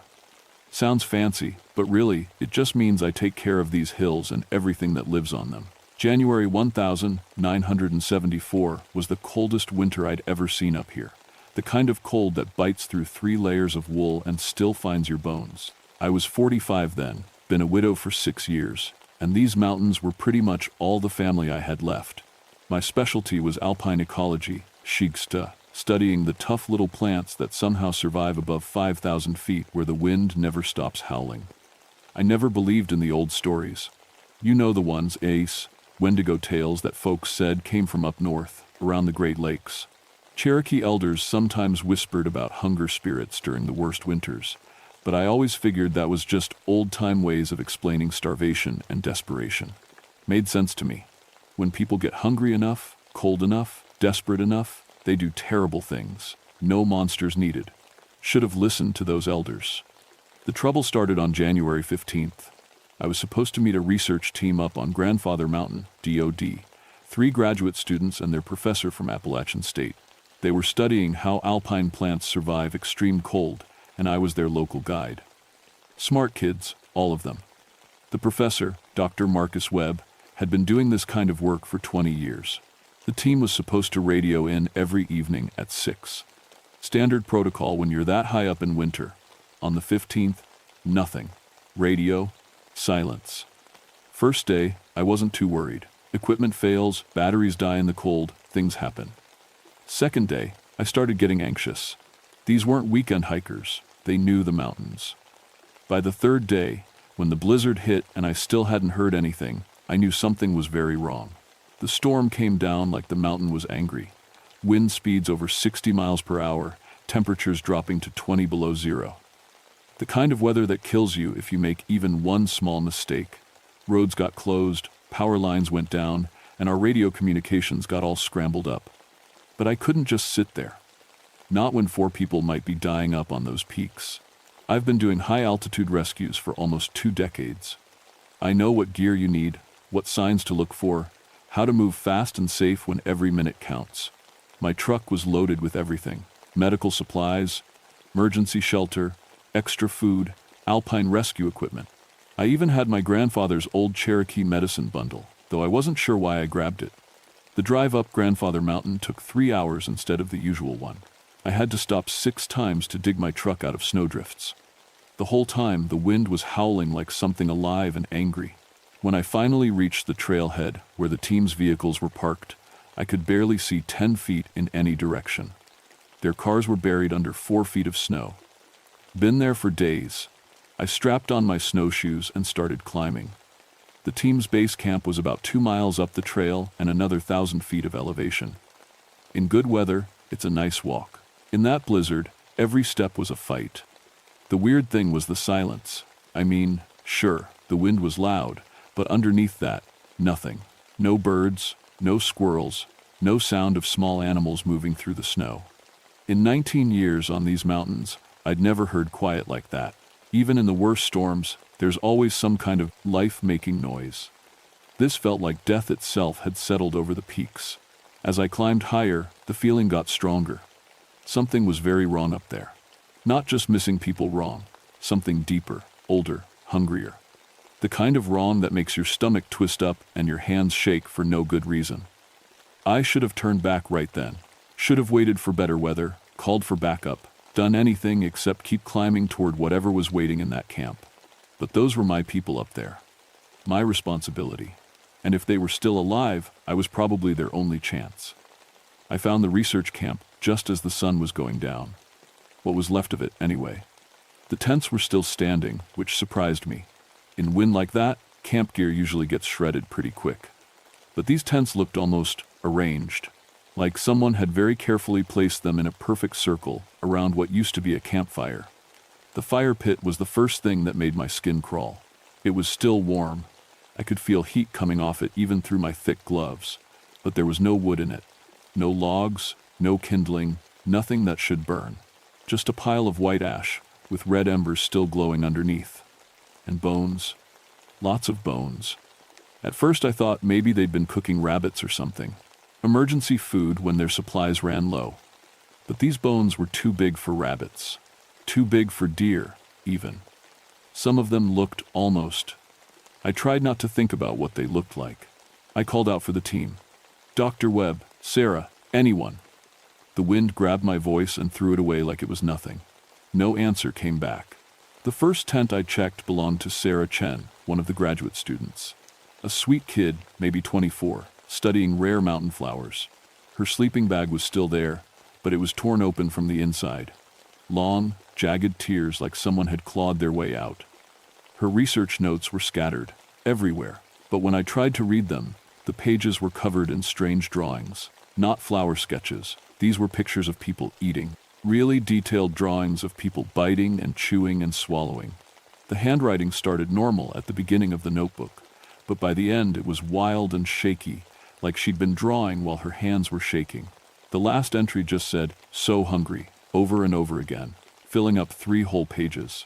The second tent was worse. Tommy Rodriguez, another grad student, his sleeping bag was completely shredded, and there were dark stains all over everything. The smell hit me like a punch to the stomach, metallic and rotten, and something else I couldn't name but made me want to throw up. His research equipment was still there, but someone had arranged it in weird patterns. Thermometers laid out in spirals, specimen jars lined up like they were marching somewhere.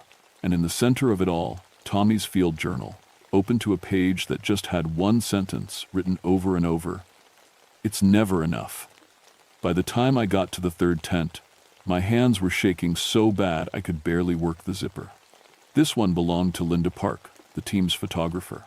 She was supposed to be documenting how the plants survived winter conditions. Her cameras were smashed. Not just broken, completely destroyed, like someone had taken a rock and pounded them into pieces. But the weird thing was, all the film was missing. Every roll, every cartridge, gone. And written on the tent wall in what looked like charcoal were dozens of words in a language I didn't recognize. The professor's tent was the last one, and the biggest. Dr. Webb was a careful man, organized, always followed protocol. His tent should have been neat and tidy, even in an emergency. Instead, it looked like a tornado had hit it. Everything was destroyed, torn apart, scattered. His radio equipment was in pieces. His medical supplies were gone. His food stores, Haval, 3 weeks' worth of emergency rations, completely empty. But in the center of all that destruction, his research journal was sitting perfectly clean and undamaged. I picked it up with hands that wouldn't stop shaking. The first half was normal research notes, temperature readings, plant observations, weather data. But somewhere around day 5, the handwriting changed, got messy and desperate looking. Team showing signs of extreme hunger despite adequate food supplies. One entry said, "Appetite seems impossible to satisfy." Sarah ate an entire day's rations in one sitting and immediately asked for more. A few pages later, Tommy caught eating raw vegetation, plants that should be toxic, claims he can't help himself. Something is wrong here. And then, near the end, Linda tried to eat her camera film, had to physically restrain her. We're all affected now. The hunger is spreading. It's not natural. Something is calling to us, telling us to feed on each other. The final entry was just one line, written in huge, shaky letters. "It's coming for the bones." I dropped the journal and stumbled backward out of the tent. My heart was hammering so hard I thought it might burst. These weren't random disappearances or accident victims. Something had gotten into these people's heads, made them crazy with hunger, turned them against each other. That's when I heard the first whisper. It came through my radio, even though I hadn't turned it on. A soft, scratchy voice speaking words I couldn't understand, but somehow felt in my bones. The voice was hungry. So hungry it made my own stomach cramp up with sudden, desperate need for food. I switched the radio off, but the whispering kept going, getting louder, getting clearer, and I realized it wasn't coming from the radio anymore. It was coming from somewhere up the mountain. The tracks appeared the next morning. I'd spent the night huddled in my emergency shelter, too scared to sleep much. Every sound the wind made seemed like footsteps. Every creak of settling snow felt like something moving around outside. When dawn finally came, gray and cold through the blizzard, I packed up fast and started following the trail away from the camp. That's when I saw them in the snow. These weren't human tracks. They were too big, too long, too deep. Each footprint was maybe 18 inches long and showed what looked like claws at the ends of very long toes. But the scariest part was how far apart they were. Whatever made these tracks was taking steps at least 8 feet long. No human could do that, not even running. The tracks led up toward the highest peaks, following a route that would be dangerous even in good weather. I knew I should go back down, get help, call in the National Guard or something. But I also knew that by the time any help arrived, this storm would have covered everything. Any evidence would be gone. And maybe more importantly, I was starting to feel it too. The hunger. It started small, just a little rumble in my stomach, even though I'd eaten breakfast an hour before. But as I followed those impossible tracks higher up the mountain, the feeling got stronger. Not just hungry, but desperate. Like I hadn't eaten in days, like I was starving. I stopped and forced myself to eat some trail mix. But it didn't help. If anything, eating made the hunger worse. My mouth started watering, thinking about meat. Raw meat, fresh meat. That's when I knew this thing, whatever it was, wasn't just killing people. It was changing them. The tracks led to a place I'd never seen before, even after 19 years on these mountains. A little valley tucked between 2 peaks, completely hidden unless you knew exactly where to look. The trees here were different. Taller, darker, growing in perfect circles like they'd been planted on purpose. And in the center of the largest tree circle, I found what was left of the research team. They were arranged in a pattern around what looked like an altar made of stacked stones. All 4 of them, sitting in a perfect square, facing each other.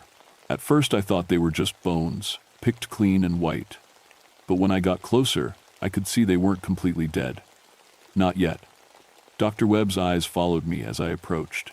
He couldn't speak. His throat was too damaged, but his eyes were alive and aware and full of a terrible hunger.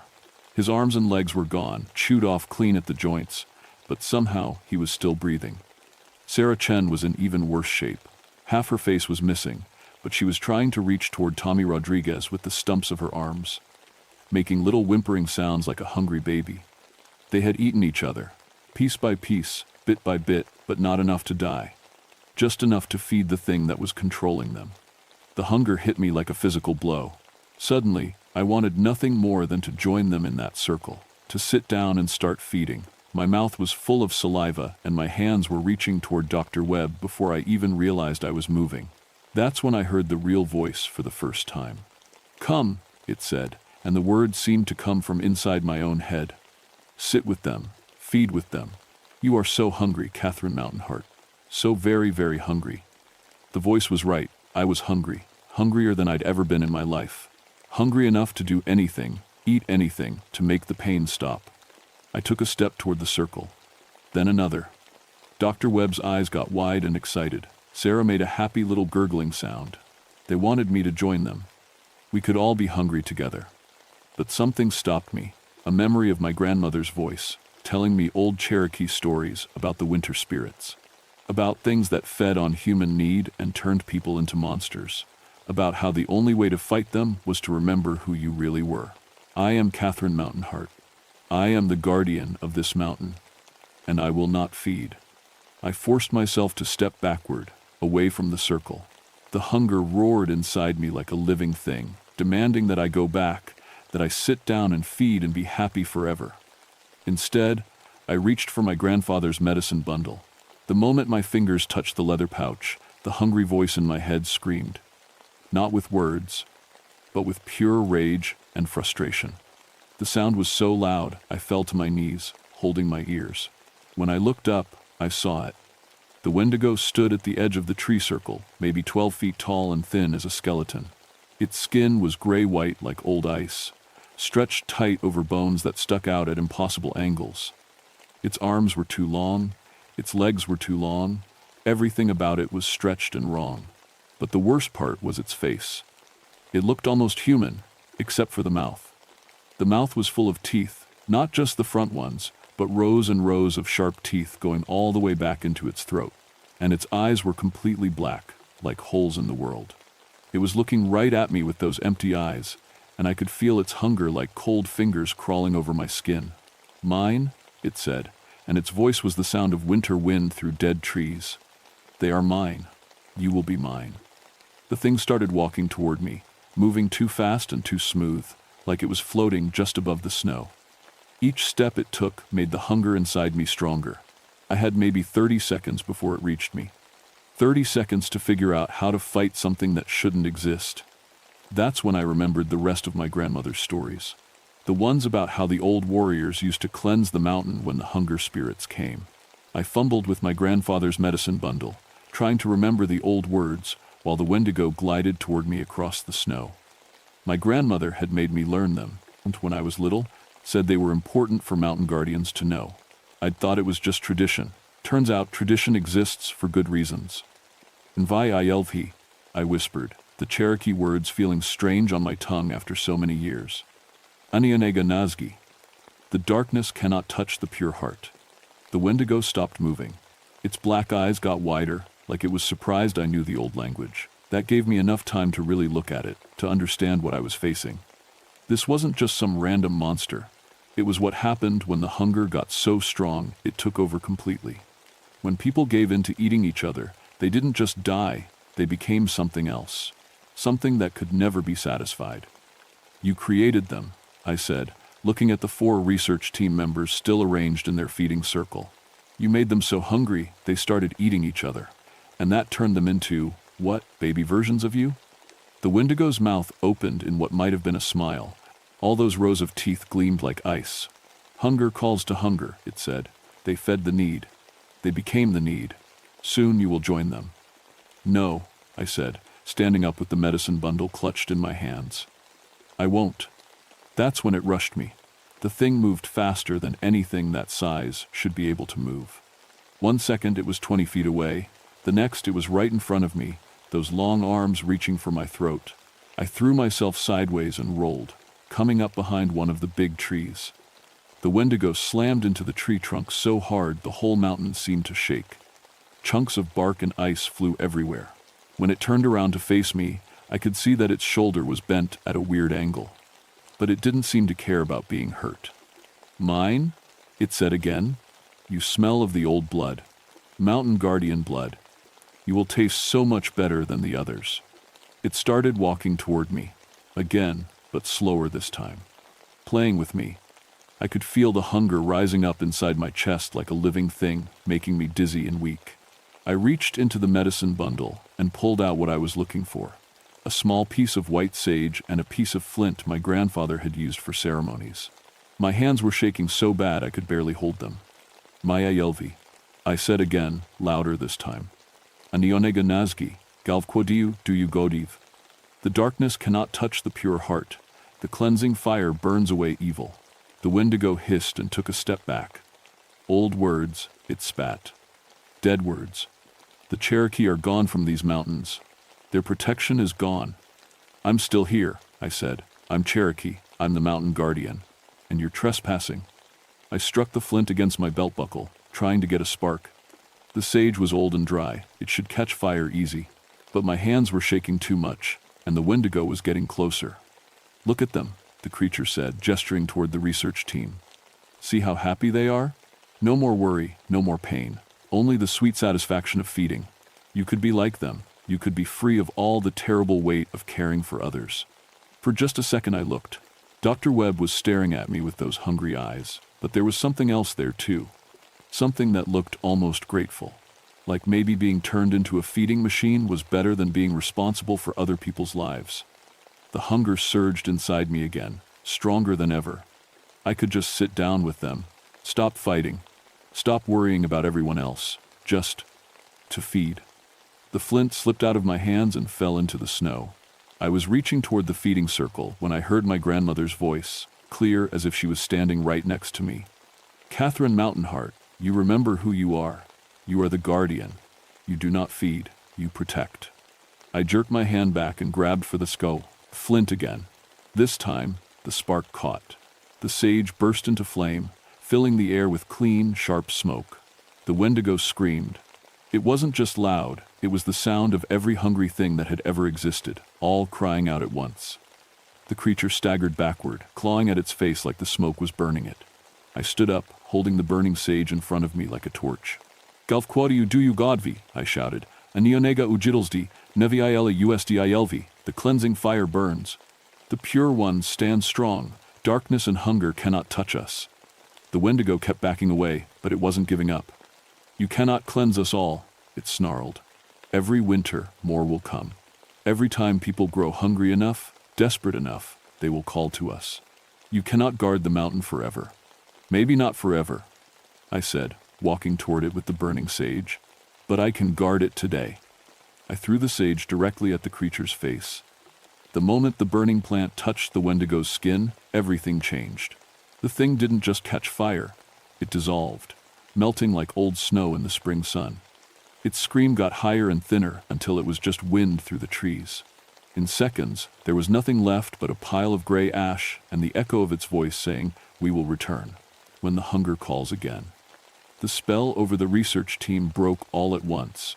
Dr. Webb and the others collapsed into the snow, their eyes finally going empty and peaceful. They were dead now, really dead, but at least they were free. I stood there in that hidden valley, surrounded by ash and bones and the smell of burning sage, and felt the terrible hunger finally leave my body. But I also felt something else settling into its place. A new understanding, a new responsibility. The Wendigo was gone, but it wasn't destroyed, just sent away. Waiting for the next time people got desperate enough to start eating each other. Waiting for the next group of lost souls to feed the hunger that could never be satisfied. And I was the only one who knew how to stop it. The military showed up 3 days later, just like the Wendigo had predicted someone would. A whole convoy of trucks and helicopters, along with some very serious people in suits who asked a lot of questions and didn't seem to believe any of my answers. I told them the truth, mostly. Research team got lost in the blizzard, found dead from exposure and complications. I'd managed to survive using my cold weather training and Cherokee traditional knowledge. The bodies were in bad shape because of animal activity and the extreme conditions. All true, in a way. The military cordoned off that whole section of Grandfather Mountain, put up signs about avalanche danger and unstable snow conditions, made it a no-go zone for hikers and researchers. Officially, it's still closed today, 40 years later. But I go back sometimes. Not into the valley, I'm not stupid, but close enough to listen. To make sure the hunger spirits are staying quiet. Most years they do. But every once in a while, especially during the worst winters, I can feel them stirring. Whispering to people who are cold and desperate and scared. Calling them to make the choice that turns humans into monsters. I've stopped 3 more Wendigo incidents since 1974. Twice on Grandfather Mountain, once over on Mount Mitchell. Each time, I get there just before people cross the line from desperate to something else. Each time, I use my grandfather's medicine bundle and the old words my grandmother taught me. I'm 71 now, and my knees don't like climbing mountains in the snow anymore. I've been training my replacement, a young Cherokee woman named Sarah Littlewolf, who actually listens when I tell her the old stories.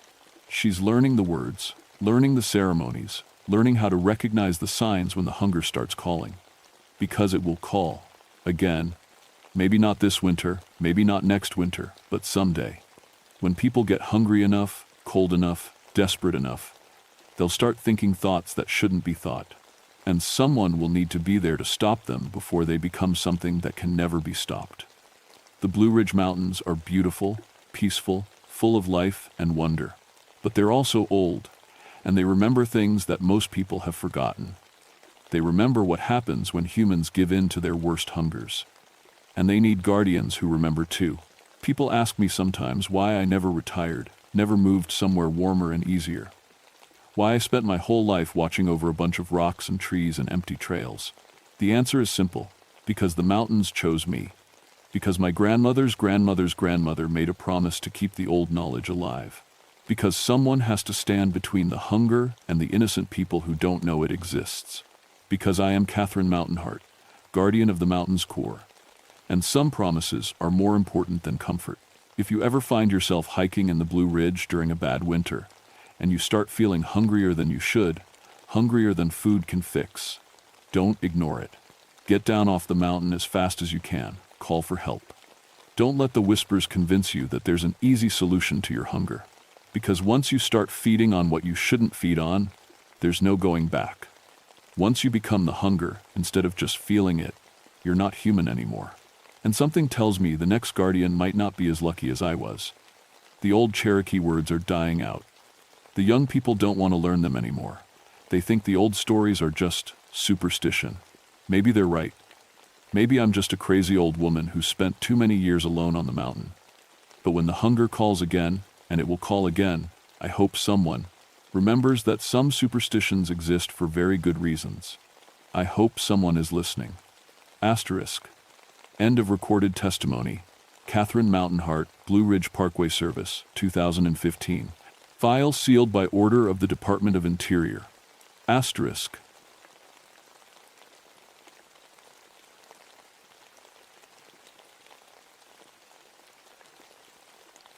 My name is Samuel Greenbrier, and I've been a park ranger in the Great Smoky Mountains for 20 years.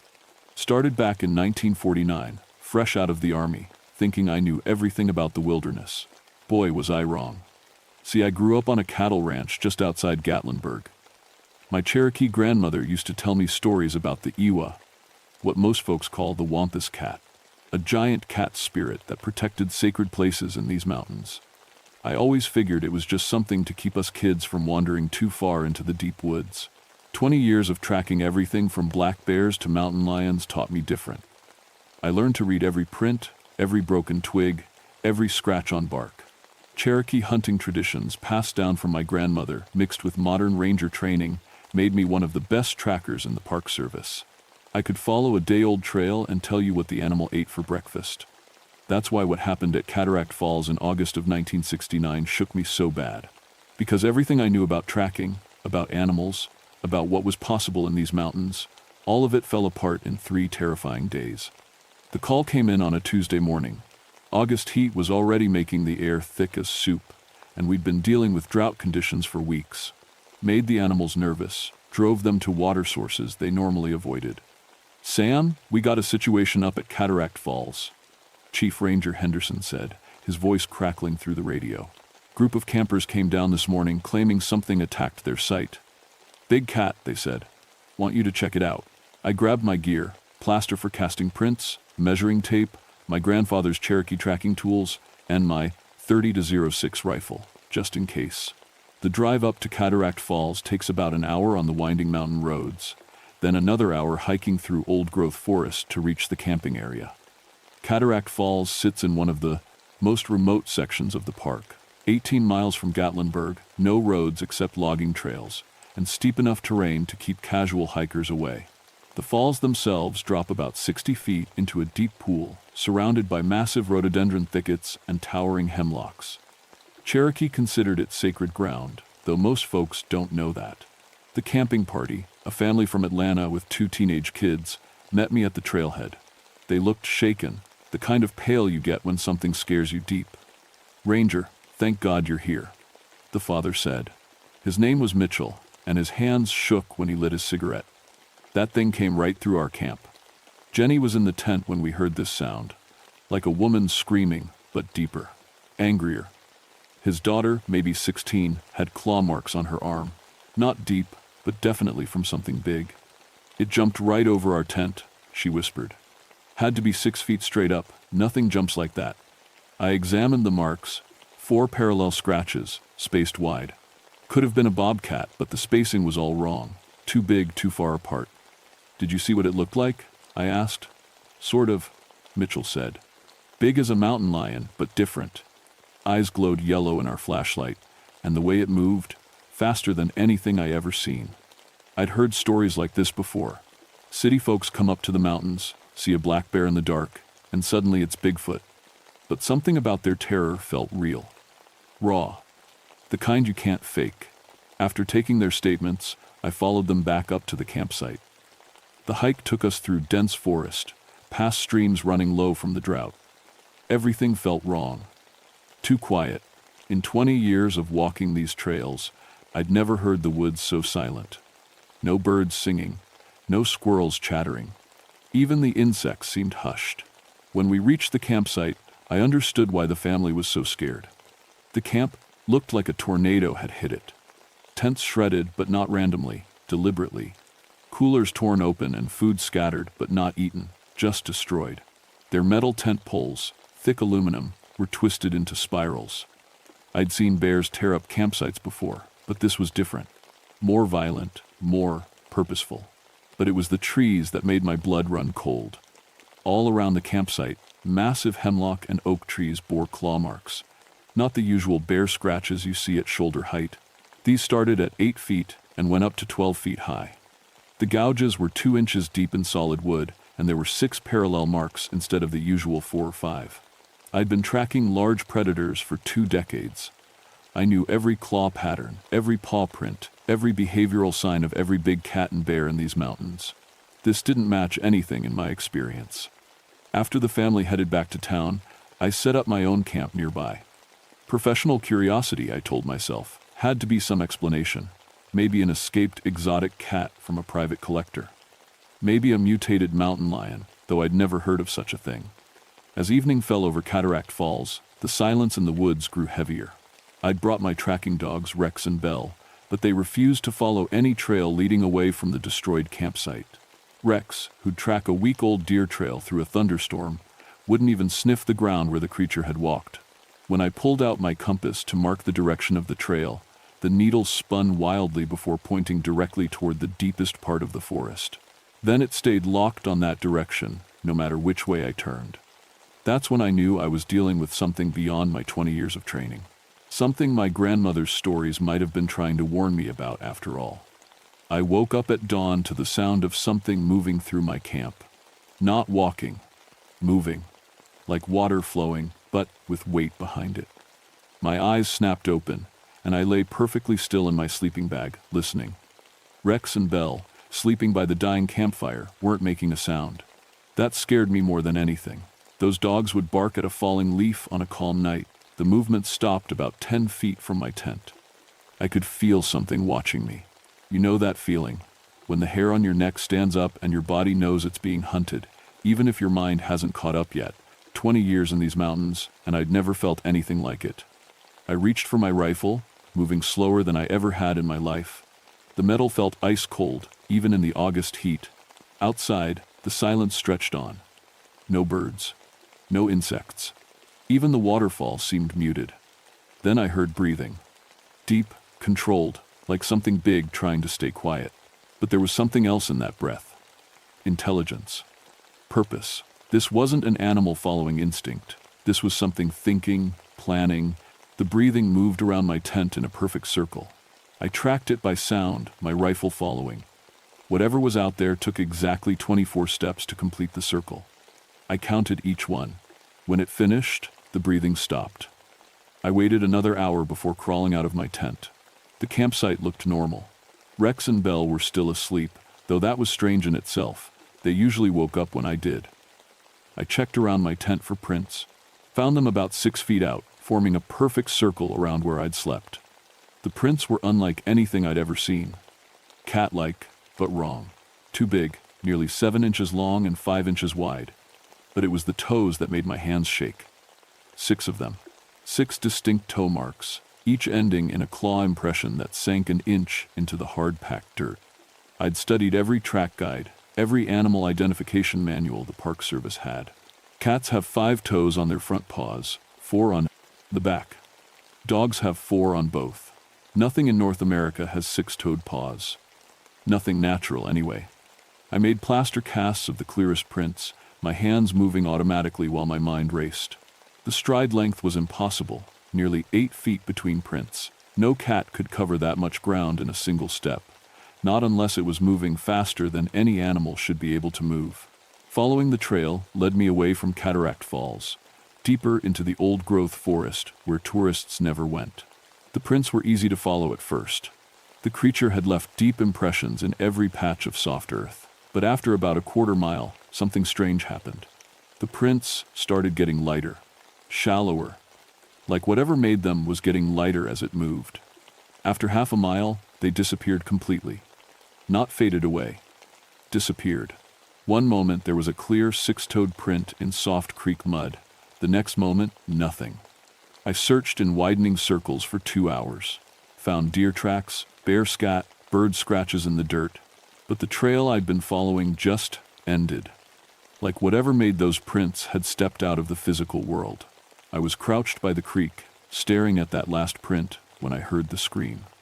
It came from behind me, back toward my camp, a sound that made every muscle in my body lock up with fear. Not quite human, not quite animal. Like a woman's voice filtered through a predator's throat. It rose and fell in waves, echoing off the canyon walls until it seemed to come from everywhere at once. Rex and Belle started howling. I'd never heard them make sounds like that, high, desperate, like they were calling for help from something they couldn't fight. I ran back through the forest, crashing through underbrush that caught at my clothes and cut my face. The scream came again, closer now, and I could hear something else underneath it. Laughter. Cold, intelligent laughter that promised terrible things. When I reached my camp, everything was wrong. My tent had been moved, not knocked over or dragged, picked up and placed 15 feet to the left, perfectly level, still staked down. My gear was arranged in a neat circle around the dead campfire. Not scattered or destroyed, arranged. Like someone had been organizing my belongings while I was gone. Rex and Belle were sitting at the edge of camp, perfectly still, staring into the forest. Their ears were flat against their heads, and they were shaking. When I called their names, they didn't respond, just kept staring into the trees like they were seeing something I couldn't. I followed their gaze and saw them. Eyes, yellow eyes, watching from the shadows about 30 feet away. Too high off the ground to belong to any normal animal. Maybe 10 feet up, which meant whatever they belonged to was either very tall or sitting in a tree. But there was no tree where those eyes were floating. I raised my rifle, and the eyes blinked once, slow, deliberate, like whoever was behind them was amused by my weapon. Then they moved. Not side to side like an animal turning its head. They moved straight up, higher into the canopy, until they disappeared among the leaves. But I could still feel them watching. Still feel that cold intelligence studying me like I was some interesting bug. That's when I started to understand what my grandmother had been trying to tell me all those years ago. The Wampus cat wasn't just a story to scare children. It was a warning about things that lived in these mountains long before the first settlers arrived. Things that protected places humans weren't supposed to go. And I had the sinking feeling I'd stumbled into the middle of territory that very much did not want me there. The eyes stayed with me as I packed up my camp. I could feel them tracking my every movement, calculating, planning. When I finally hiked back toward the ranger station, they followed. Always just at the edge of vision, always watching. It wasn't until I reached the main trail that the feeling of being hunted finally faded. But I knew it wasn't over. I'd seen something that wasn't supposed to exist, and it had seen me back. Whatever lived in the deep woods around Cataract Falls was deciding what to do about that. I just hoped I'd get a say in the matter. 3 days later, the killing started. I was in the ranger station filling out my incident report when the call came in. 2 hikers found dead near Cataract Falls, their bodies arranged in a way that made the county sheriff throw up twice before he could finish examining the scene. "Sam, I need you up there," Sheriff Morrison said over the radio. His voice shook. "This ain't like anything I ever seen. Bring your tracking gear, and maybe some of them Cherokee contacts you got. Think we might need 'em." The drive back to Cataract Falls felt different this time. Longer. Like the mountain itself was trying to keep me away. My radio crackled with static, and my truck's engine kept missing, though I'd just had it serviced. By the time I reached the trailhead, storm clouds were gathering, even though the weather report called for clear skies. Sheriff Morrison met me at the trail entrance with 3 of his deputies. All of them looked pale, shaken. Morrison had been law enforcement in these mountains for 15 years, seen bear attacks, hunting accidents, even a few murders. Nothing rattled him. Today, his hands shook when he lit his cigarette. "Bodies are about a mile in," he said. 2 college kids from Knoxville. Came up here for some nature photography. What we found." He took a long drag. "Sam, I've seen what bears do to people. I've seen what mountain lions do. This ain't that." The hike-in was quiet except for our footsteps. No birds, no insects. Even the wind seemed muted. My skin kept crawling, like invisible eyes were tracking our movement. Twice I spun around, certain something was following us, found nothing but empty trail. When we reached the scene, I understood why Morrison looked so shaken. The 2 victims, a boy and girl, maybe 20 years old, had been killed near the base of the waterfall. But they hadn't just been killed, they'd been positioned, arranged. The boy sat with his back against a massive oak tree, arms spread wide, head tilted back. The girl knelt beside him, one hand on his shoulder, facing the forest. Like they were presenting themselves to something in the woods, like they were paying respect to something they'd disturbed. Both bodies bore the same claw marks I'd seen on the camping family's daughter. But these were deep, fatal.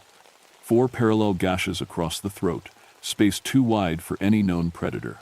The wounds were clean, precise, not the random slashing you'd see in an animal attack. This was execution.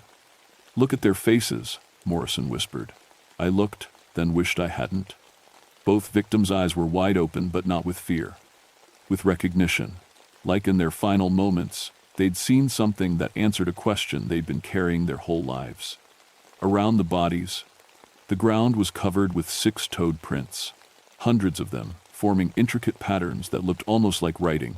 Like something had been circling the victims for hours, leaving a message in a language none of us could read. "There's something else," Morrison said. He led me to a pile of rocks about 10 feet from the bodies. Found this arranged on top of them. The objects were clearly Cherokee artifacts. Pottery shards, arrowheads, what looked like pieces of a ceremonial pipe. Old pieces, the kind that belonged in museums, not scattered around a crime scene. "Kids were artifact hunters," one of the deputies said. "Found camping gear full of this stuff. Looks like they'd been digging up Indian burial sites." That's when I started to understand. The bee. Wampus Cat wasn't just hunting, it was protecting. These kids had violated sacred Cherokee burial grounds, and something very old and very angry had decided to teach them respect the hard way. I spent the next hour tracking around the scene while the coroner worked. The prince told a story that made my blood run cold. Whatever killed these kids had stalked them for hours before making its move. The trail showed it had followed them from at least 3 different burial sites scattered throughout the forest. It knew exactly what they'd been doing, and it had planned their punishment accordingly. "Sam," Morrison called, "you need to see this." He was standing by a tree about 20 yards from the bodies. The trunk was carved with symbols I recognized from my grandmother's stories. Cherokee protection markers, warnings to stay away from sacred ground. But these weren't old carvings weathered by time. These were fresh, cut deep into the bark sometime in the last few days. "Think your grandmother's stories got any advice for dealing with something like this?" Morrison asked. Before I could answer, we heard it. That same scream I'd heard at my camp, but closer, louder. It echoed off the canyon walls and seemed to come from everywhere at once. The deputies reached for their weapons, but I grabbed Morrison's arm. "Don't," I said. "Guns won't help with this." "What do you mean guns won't?" The scream came again, and this time I saw the source. High in the canopy, moving through the treetops like it weighed nothing, was a shape that shouldn't exist. Cat-like but wrong, bigger than any mountain lion, with yellow eyes that glowed even in daylight. It moved from tree to tree, without jumping, just flowing through the branches like liquid shadow. "Jesus Christ," one of the deputies whispered. "What is that thing?" It stopped directly above us, about 40 feet up in an oak tree that couldn't possibly support the weight of something that large. For a long moment, it just watched us. I could feel its intelligence, its anger, its absolute confidence that we were trespassing in its domain. Then it spoke. Not words exactly, but a sound that felt like communication. Low, rumbling, with an undertone that bypassed my ears and went straight to my bones. It was explaining something, but in a language older than human speech. The message was clear anyway. "Get out. Now. And don't come back. We need to leave." I said. "Right now. Sam, we got a crime scene to process." "Sheriff, I've been tracking animals in these mountains for 20 years. That's not an animal. That's something else entirely. And it's telling us to leave its territory before it decides we're as guilty as those kids were." Morrison looked up at the creature in the trees. It hadn't moved, hadn't made another sound, but its presence pressed down on us like a physical weight, making it hard to breathe, hard to think clearly. "Pack it up," he told his deputies. "We'll come back with more men." As we gathered our gear and started back down the trail, I could feel the creature following us. Always just out of sight, always watching.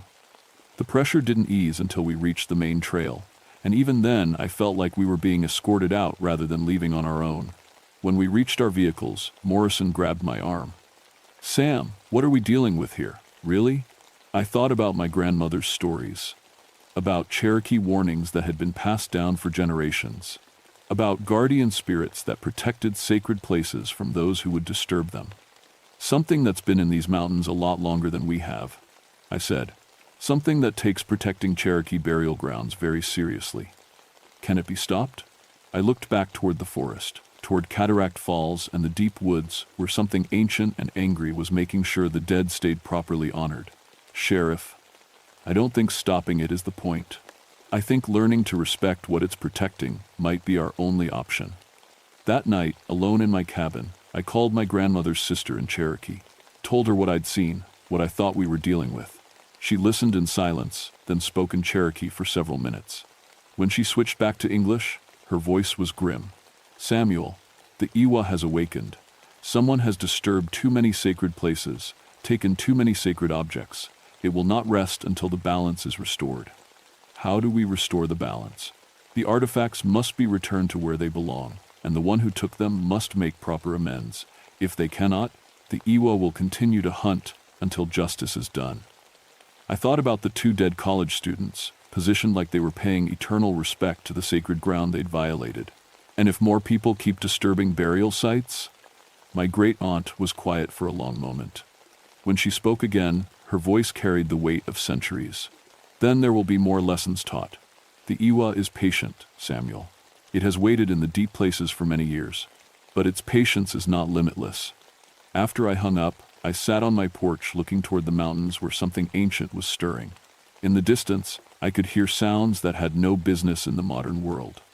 Calls and cries that spoke of older laws, older justice. The Wampus cat was hunting, and until the sacred places were properly respected again, it wouldn't stop. I just hoped I could figure out how to appease it before it decided that all humans were equally guilty of disturbing what should be left alone. The third attack came 5 days later, and this time it was personal. I was leading a search party looking for Dr. James Fletcher, an archaeologist from the University of Tennessee who'd gone missing near Cataract Falls. His research team said he'd been obsessed with finding what he called the Mother Lode, a major Cherokee burial site that supposedly contained artifacts worth millions to private collectors. The kind of man who saw sacred ground as a business opportunity. We found his camp first. Destroyed like the others, but with a difference.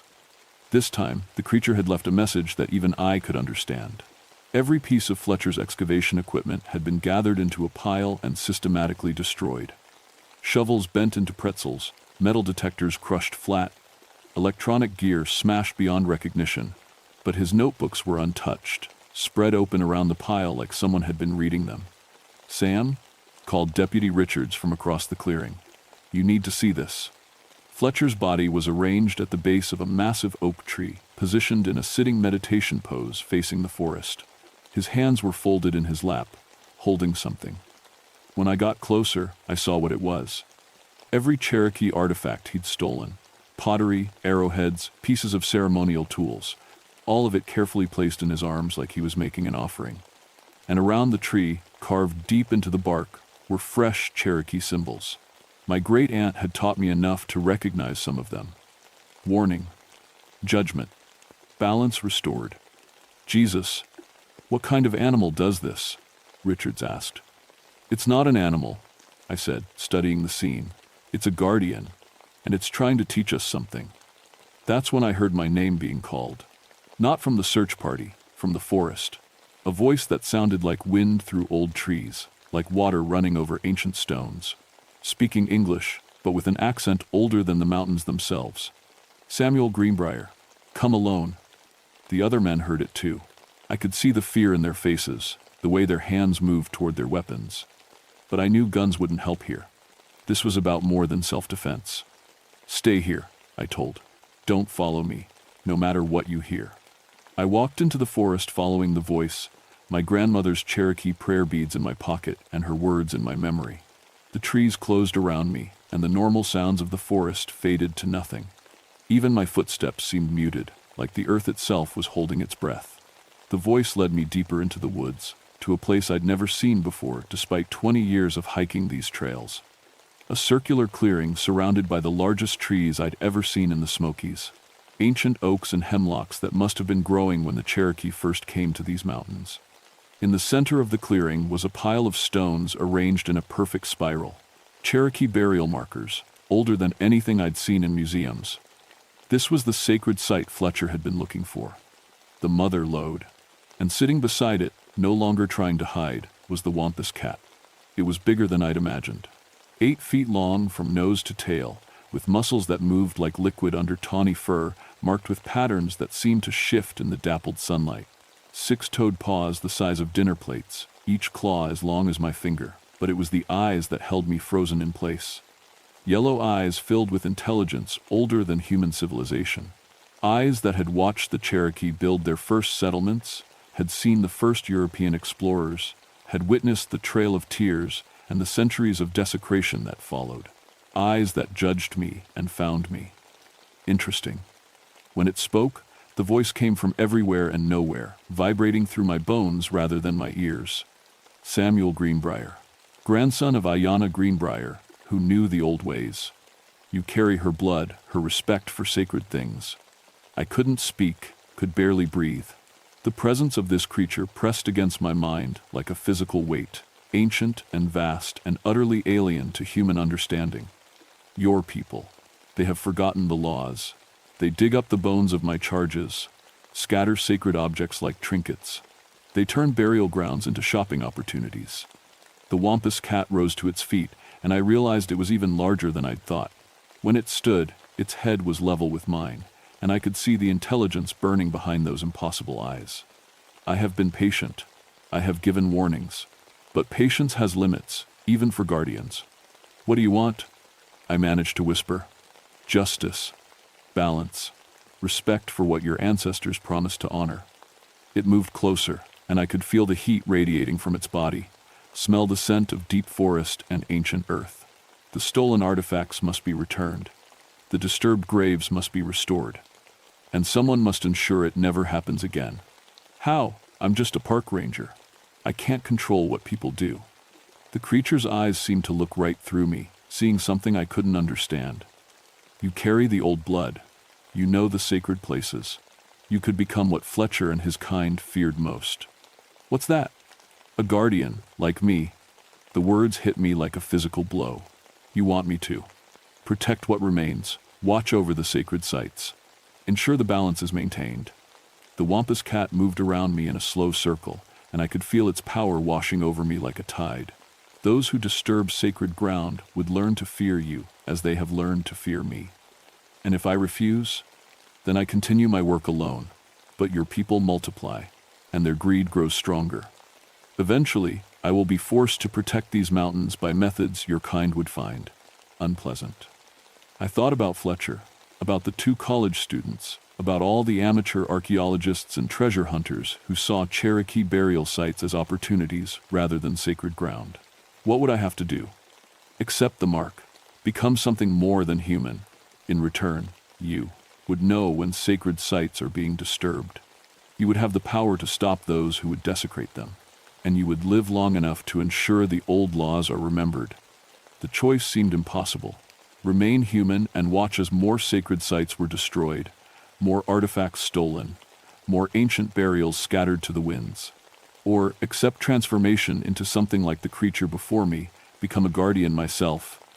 The mark comes with a price, the wampus cat said, reading my thoughts. You would no longer be fully human. Your life would be bound to these mountains, to the sacred sites you protect. And you would be alone, as I have been alone, for as long as the mountains stand. I thought about my grandmother, about the stories she'd told me of Cherokee guardians who protected sacred places, about the responsibility that came with understanding the old ways. If I accept, what happens to you? I return to the deep places, to sleep until I am needed again. The burden would pass to you, as it passed to me from another long ago. I closed my eyes and felt the weight of decision pressing down on me. When I opened them again, the wampus cat was watching me with something that might have been sympathy. Choose, Samuel Greenbrier. But choose knowing that once given, the mark cannot be undone. I thought about Fletcher's body, arranged in eternal respect for the graves he'd violated. About the 2 college students, positioned like they were offering apology to the ancestors they'd disturbed. About all the sacred sites that had been lost, because no one was there to protect them. I accept, I said.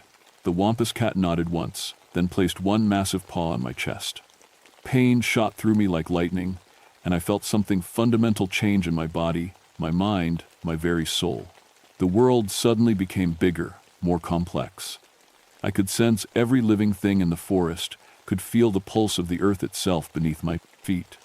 And I could feel the sacred sites scattered throughout the mountains, some protected, some violated, all of them calling to something deep inside me that hadn't existed moments before. When the transformation finished, I was still human. But I was also something more, something with the power to protect what needed protecting, to ensure that the ancestors would rest undisturbed.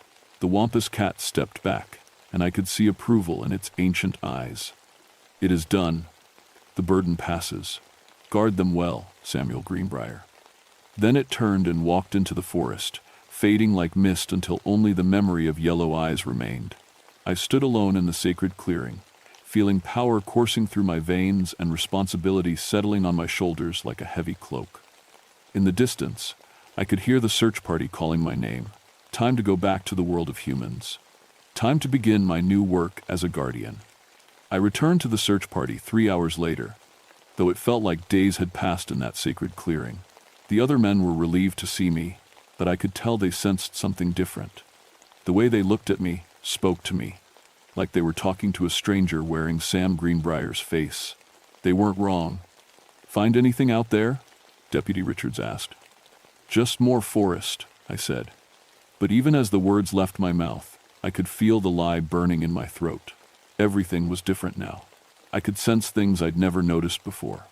The way the trees whispered warnings about intruders, the way the earth itself mourned over disturbed graves, the way sacred sites called out like beacons in my mind.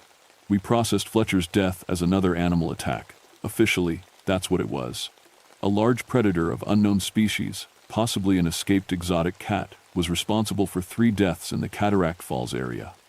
The Park Service quietly closed several trails and relocated camping areas away from what I now knew were Cherokee burial sites. No one questioned my recommendations about which areas to avoid. They couldn't have explained why, but they trusted my judgment in ways they never had before. Over the following weeks, I began to understand what my transformation meant. I could sense when someone was disturbing sacred ground from miles away, felt it like a physical pain in my chest. I could move through the forest faster than any human should be able to, track without leaving prints of my own, and see in darkness as clearly as daylight. Most importantly, I could project fear. Real, primal terror that sent would-be grave robbers running before they could do serious damage to sacred sites. The first test came in September. A group of amateur archaeologists from Atlanta arrived with metal detectors and shovels, having read about Fletcher's research online. They set up camp near an old Cherokee burial ground and started digging that very night. I felt them the moment their first shovel bit into sacred earth. By the time I reached their campsite, moving silently through forest that parted before me like water, they'd already unearthed several artifacts. Pottery shards, arrowheads, what looked like pieces of a ceremonial mask. I didn't announce myself. Didn't need to. I simply stood at the edge of their camp and let them feel my presence. Let them sense the anger radiating from something that was no longer entirely human. The first man to see me dropped his flashlight and ran. The others followed within seconds, abandoning their equipment and stolen artifacts in their panic to escape something their minds couldn't process. I spent the rest of the night carefully reburying everything they'd disturbed, whispering Cherokee prayers my grandmother had taught me. When the sun rose, the burial site looked undisturbed again, and the terrified grave robbers were probably halfway back to Atlanta. Word spread quickly through the prey, underground artifact hunting community. Something was protecting Cherokee sites in the Smokies, something that made grown men abandon expensive equipment and run screaming into the night. The stories grew with each telling, as stories do, until most treasure hunters considered the entire Cataract Falls area cursed, which was exactly what I wanted. My official work as a park ranger continued, but now it had deeper purpose. I submitted reports recommending protection for dozens of sites I could sense but had never seen. When developers tried to build near sacred ground, I found ways to complicate their permits. When tourists strayed too close to burial sites, I guided them away with suggestions that felt perfectly natural to them. The Wampus cat had been right about the loneliness. As months passed, I found it harder to relate to other humans. Their concerns seemed small, temporary. Their lives flashed by like mayflies while I felt the weight of centuries pressing down on my shoulders. But I also felt the peace that came from sacred sites remaining undisturbed. The gratitude of ancestors who could finally rest without fear of desecration. The balance between past and present slowly being restored. On quiet nights, when I walked the moonlit trails that had become my true home, I sometimes caught glimpses of yellow eyes watching from the deep forest. The Wampus cat, checking on its successor, making sure the burden was being carried properly. It never spoke to me again, didn't need to. We both understood what we were protecting, what we'd sacrificed to keep it safe. In my final report as Chief Ranger Henderson, I wrote, "The predator situation at Cataract Falls appears to have resolved itself. No further incidents reported, and amateur archaeology activity in the area has ceased entirely. Recommend continued protection of the designated sites and regular patrols of sensitive areas." What I didn't write was the truth, that something older than the human civilization was watching over these mountains, ensuring that the sacred stayed sacred and the dead remained at peace. I retired from official ranger duties on my 20th anniversary, though everyone knew I'd never really leave the mountains. My replacement, a young man fresh from forestry school, asked me for advice on his first day. Just remember, I told him, these mountains have been here a lot longer than we have. Sometimes the best way to protect them is to make sure people respect what they don't understand. He nodded like he knew what I meant, though he couldn't have. Not yet. Now I live in a cabin at the edge of the deep woods, officially a hermit, unofficially the guardian of sacred sites throughout the Great Smoky Mountains. Artifact hunters still come sometimes, drawn by stories of Cherokee treasures hidden in ancient burial grounds. They never find what they're looking for. Usually, they don't stay long enough to try, because word has spread through certain circles about the thing that protects Cherokee sites in these mountains. Something that moves like shadow and watches with eyes that burn yellow in the darkness. Something that judges those who would disturb sacred ground and finds most of them wanting. The Cherokee called it Iwa, the Wampus Cat. But the old guardian sleeps now in the deep places, and a new protector walks the moonlit trails. Sometimes, on quiet nights when the mist rises from Cataract Falls and the forest holds its breath, you might catch a glimpse of me moving through the trees. Might feel the weight of ancient eyes measuring your intentions, your respect for things beyond human understanding. If you're just a hiker enjoying the mountains, you'll feel nothing but the peace of the deep woods. But if you've come looking for Cherokee artifacts, planning to dig up sacred ground for profit, well, you'd better hope you never meet the thing that's taken over protecting these mountains. Because unlike the old guardian, I still remember what it was like to be human, and that makes me far less patient with those who forget what respect means. The sacred sites sleep peacefully now, watched over by something that understands both the old ways and the new threats. And in the deepest parts of the forest, where the trees grow thick and the shadows hold secrets older than memory, the true guardians of these mountains continue their eternal watch. Some treasures are worth more than money. Some places demand more than curiosity. And some guardians never rest.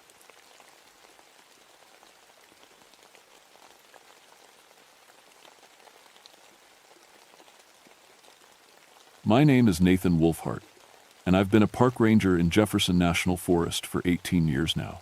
Started back in 1954, fresh out of Korea, looking for some peace in these Virginia mountains where I was born and raised. Never thought I'd be telling this story, but after what happened on Devil's Backbone Ridge in October of '72, I figure folks have a right to know. See, I'm what you'd call a practical man. Spent 4 years dodging bullets in Korea, then came home to work search and rescue in some of the toughest terrain on the East Coast. I've pulled more than 200 people out of these mountains. Hikers who got lost, climbers who took a bad fall, spelunkers who got themselves turned around in the cave systems. I know every trail, every rock face, every cave entrance from here to the Tennessee border. My granny used to tell stories about Devil's Backbone when I was little. Old Cherokee tales about something called Kitawa, a horned serpent that lived deep in the earth, guarding sacred places. She'd rock on the porch and spin yarns about how the creature would rise up if anyone disturbed the old places, the holy spots where the Cherokee used to pray and bury their dead. That ridge ain't called Devil's Backbone for nothing, Nathan, she'd say, pointing her gnarled finger toward the jagged limestone outcropping that cut across the sky like a broken spine. Cherokee knew better than to build there. White folks should learn the same lesson. I always figured it was just mountain superstition. Hell, I'd been up and down that ridge more times than I could count. The limestone formations make for tricky climbing, sure, and the cave systems run deep, some we still haven't mapped all the way through. But devils and serpents? That was just old-timey folks trying to explain things they didn't understand. Until October 23rd, 1972. That morning started like any other. Coffee at 5 a.m., weather report on the radio, checking my gear. The forecast called for fog rolling in by afternoon, maybe some early snow up high. Perfect weather for city folks to get themselves lost. I was loading my pack when the call came through on the radio. Missing persons report. 4 geology students from Virginia Tech who'd gone up to study the cave formations 3 days prior. Their professor expected them back Monday night. When they didn't show, he drove up to their campsite Tuesday morning and found their tents still set up, but no sign of the kids. Equipment's all there too, Sheriff Morrison told me over the crackling radio. Sleeping bags, cooking gear, even their wallets, like they just vanished into thin air. I'd handled hundreds of these cases. Sometimes people fall, sometimes they get lost and panic. Sometimes they just decide to keep hiking and forget to tell anyone. But leaving their wallets? That was strange. "I'll head up there this morning," I radioed back. "Probably holed up in one of the caves waiting out the weather." The drive up to Devil's Backbone takes about an hour on the old logging roads. The higher you get, the more the trees thin out, until you're looking at nothing but jagged limestone and scrub brush. The spine of the ridge runs for maybe 2 miles, broken by deep crevices and cave openings that drop down into the mountain's belly. Their campsite was exactly like the sheriff described. 4 tents in a neat line, cook stove still out, climbing ropes coiled and ready. I walked the perimeter, looking for tracks, broken branches, anything that might tell me which way they'd gone. That's when I found the first strange thing. Their gear was arranged in perfect circles. Not just dropped or scattered like you'd expect if they'd left in a hurry. The climbing hardware, helmets, pitons, carabiners, helmets, all laid out in 3 separate circles about 10 feet apart. Each circle was maybe 6 feet across, with the equipment spaced evenly around the edges. I stood there, scratching my head. Bears will scatter gear looking for food, but they don't arrange it in geometric patterns. Maybe the wind? But the equipment was too heavy, and besides, there wasn't enough wind up here to move a carabiner, let alone arrange it in circles. I took pictures with my Polaroid and made notes in my logbook. Then I started checking the cave entrances. Devil's Backbone has 17 mapped cave openings, ranging from little cracks you'd have to squeeze through sideways to cathedral-sized chambers that could hold a school bus. The geology students would have been most interested in the bigger caves, better formations, and easier access for their equipment. I started with Serpent's Mouth, the largest cave opening on the south face. The entrance is maybe 20 feet wide and twice as tall, carved out of the limestone by thousands of years of water flow. I'd been in there dozens of times for rescues and training exercises, but as I approached the entrance, something felt wrong. The silence hit me first. These mountains are never quiet. There's always something. Birds calling, squirrels chattering, wind through the trees, insects buzzing. But walking towards Serpent's Mouth, I couldn't hear anything except my own footsteps crunching on fallen leaves. Then I noticed my compass acting up. The needle kept swinging around like it couldn't decide which way was north. I tapped the case, thinking maybe I'd banged it against something, but the needle just kept spinning. I stopped about 50 feet from the cave entrance and called out, "Hello, anybody in there? This is Park Ranger Wolfhart." My voice echoed back from inside the cave, but there was something odd about the echo. It seemed to go on too long, like the sound was bouncing around chambers much deeper than I knew existed. And then I smelled it. Sulfur. Like rotten eggs mixed with something else, something hot and metallic. I'd smelled sulfur before in some of the deeper caves, usually from mineral deposits or underground springs. But this was stronger, and it seemed to be drifting out of the cave mouth like breath. I clicked on my flashlight and moved closer to the entrance. The smell got stronger with each step. By the time I reached the cave mouth, my eyes were watering. That's when I saw the claw marks. They were gouged into the limestone walls on either side of the cave entrance, starting about 8 feet up and running down to chest height. 4 parallel grooves, each one about an inch deep and as wide as my thumb. The limestone around the marks looked melted somehow, like whatever made them had been hot enough to soften the rock. I'd seen bear claws marks before. Hell, I'd seen mountain lion scratches. But bears can't reach 8 feet up a vertical wall, and no animal I knew of could melt limestone. I stood there staring at those marks, feeling that first cold touch of real fear creep up my spine. For the first time in 18 years of ranging these mountains, I was looking at something I couldn't explain. Something that made my granny's old stories start feeling a lot less like superstition. I radioed back to headquarters for backup. Standard procedure when things start looking unusual. Never go into an unknown situation alone. Jenkins was working the north sector that day, and he could be at my location within an hour. While I waited, I decided to check the other cave entrances. Maybe the claw marks were just some freak geological thing, the Stellmine of K. Limestone can do strange stuff when water and minerals get involved. And the sulfur smell could be from a new hot spring. I'd seen weirder things in 18 years of mountain work, but every cave entrance I checked told the same story. Claw marks, sulfur smell, and that unnatural silence that made the hair on my neck stand up. By the time I reached the 4th cave, I noticed something else. The ground around each entrance felt warm, not sun-warmed. It was October in the mountains, maybe 40 degrees, and the sun was hidden behind thick clouds. But the limestone around these cave mouths was warm to the touch, like something inside was radiating heat upward through the rock. Jenkins arrived just after noon, bouncing up the logging road in his patrol truck with his 2 search dogs, Rex and Sadie. I'd worked with Jenkins for 6 years, and he was Eddie. He was solid, experienced, not the type to spook easy. If anyone could help me make sense of this situation, it was him. "What have we got, Nathan?" he asked, letting the dogs out of the truck. They immediately started sniffing around the campsite, tails wagging, ready to work. I filled him in on what I'd found: the arranged equipment, the claw marks, the warm ground. He listened without commenting, just nodding and taking notes. That's what I liked about Jenkins. He didn't judge or dismiss, he just gathered information. "Let's see these claw marks," he said. We walked over to Serpent's Mouth together. The dogs started to follow, then stopped about halfway there. Their tails went down, ears back, and they started whining. Rex, a big German shepherd who'd never shown fear of anything, actually started backing away. "Come on, boys," Jenkins called. "Nothing to be scared of." But the dogs wouldn't budge. Sadie, normally the bolder of the two, was trembling. They'd track a wounded bear into a blizzard without hesitation, but they wouldn't go near that cave entrance. "That's unusual," Jenkins said, frowning. We left the dogs back at the truck and approached the cave on foot. I watched Jenkins's face as he saw the claw marks for the first time.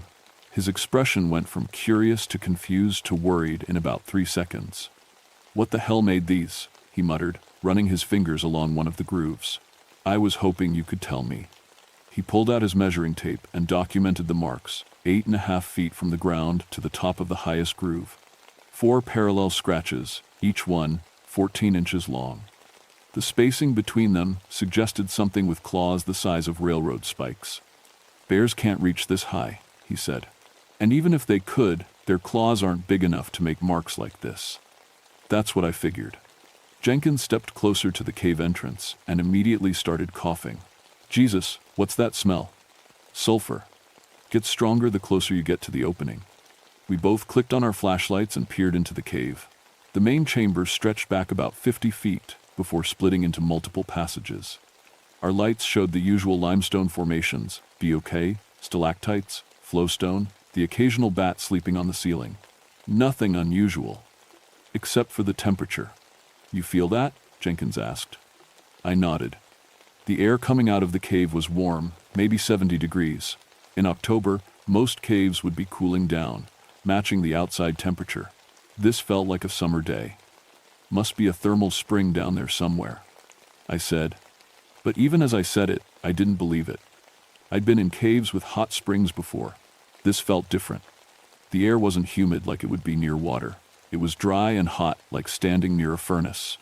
We were about to enter the cave when we heard it, a rumbling sound from deep underground. Not the rumble of water or falling rocks. This sounded organic, like breathing, like something huge taking a slow, deep breath and letting it out. Jenkins and I looked at each other. The sound lasted maybe 10 seconds, then stopped. The silence that followed felt heavier than before, like the mountain itself was holding its breath. "Could be a rockfall settling," Jenkins said, but his voice had gone quiet. "Could be." We waited another minute, listening, but the sound didn't repeat. Finally, Jenkins stepped into the cave entrance. I followed right behind him, both our flashlights cutting through the darkness. The main chamber looked normal enough. Limestone walls carved smooth by centuries of water flow, a sandy floor scattered with the usual cave debris. Our footsteps echoed in the silence as we made our way toward the back of the chamber where the passages split off. That's when Jenkins stopped suddenly. "Nathan, look at this." He was pointing his light at the far wall of the chamber. At first, I didn't see what had caught his attention. Then I noticed the paintings. They were carved and painted on the limestone in reds and blacks, primitive figures that looked old, really old. Cherokee work, most likely, though I'd never seen cave paintings this deep in Jefferson National Forest. The images showed human figures, animals, and in the center, something else, a serpent. But not like any snake I'd ever seen. This thing had a massive body that coiled around itself in spiral patterns, with a head that looked more like a bull's than a snake's. 2 curved horns projected from its skull, and its eyes were painted with some kind of mineral that caught our flashlight beams and reflected them back like mirrors. "Cherokee pictographs," Jenkins whispered. "These are probably hundreds of years old." I studied the painting more closely. The human figures around the serpent were clearly meant to be offerings or worshippers, kneeling with their arms raised. But there was something about their postures that suggested fear more than reverence. And the serpent's body seemed to disappear into the rock itself, like it was emerging from or descending into the earth. "Kitawa," I said without thinking. "What?" "Nothing. Just something my grandmother used to talk about." That's when I noticed my compass again. I pulled it out and watched the needle spin wildly, unable to find magnetic north. But more than that, no matter which direction I faced, the needle seemed to point toward the back of the cave, toward the passages that led deeper into the mountain. "Jenkins," I said, "check your compass." He pulled his out and frowned. Same thing, the needle pointed steadily toward the back of the cave, like there was some kind of magnetic anomaly down in the deeper passages. We were still staring at our compasses when the rumbling started again. This time it was louder, closer. The sound seemed to come from all around us, vibrating through the limestone under our feet. I felt it in my chest, in my bones. It lasted longer this time, maybe 20 seconds, and when it stopped, tiny pebbles continued to rain down from the ceiling. "We should get out of here," Jenkins said. I was about to agree when we heard something else. Footsteps. Slow, deliberate footsteps coming from one of the passages at the back of the chamber. We both froze, listening. The footsteps were definitely human. Numb. The rhythm was wrong for any animal. But they sounded strange, like someone walking in thick mud or sand. "Hello?" I called out. "Is someone there? We're park rangers." The footsteps stopped. We waited, barely breathing, our flashlight beams fixed on the passage where the sound had come from. Then, very slowly, a figure stepped into the edge of our light. It was one of the geology students. A young woman, maybe 20 years old, wearing khaki pants and a Virginia Tech sweatshirt. She moved awkwardly, like she was having trouble walking, and she didn't respond to our lights or voices. "Miss, are you all right?" Jenkins called out. She took another step forward, and that's when I saw her face. Her eyes were open, but they weren't seeing anything. They had a glassy, vacant look, like she was sleepwalking, and her skin had a strange, grayish color that didn't look right in our flashlight beams. "Miss, we're here to help you," I said, taking a step toward her. She opened her mouth like she was trying to speak, but instead of words, a sound came out that made my blood freeze. A low, rumbling growl that sounded nothing like human vocal cords could produce. The sound echoed off the cave walls and seemed to go on forever. Then she collapsed. Jenkins and I rushed forward, but when we reached the spot where she'd been standing, there was nothing there. No body, no sign that anyone had been there at all. Just smooth sand and limestone. We searched the passage with our flashlights, calling out, but found nothing. It was like she'd vanished into the rock itself. "What the hell was that?" Jenkins whispered.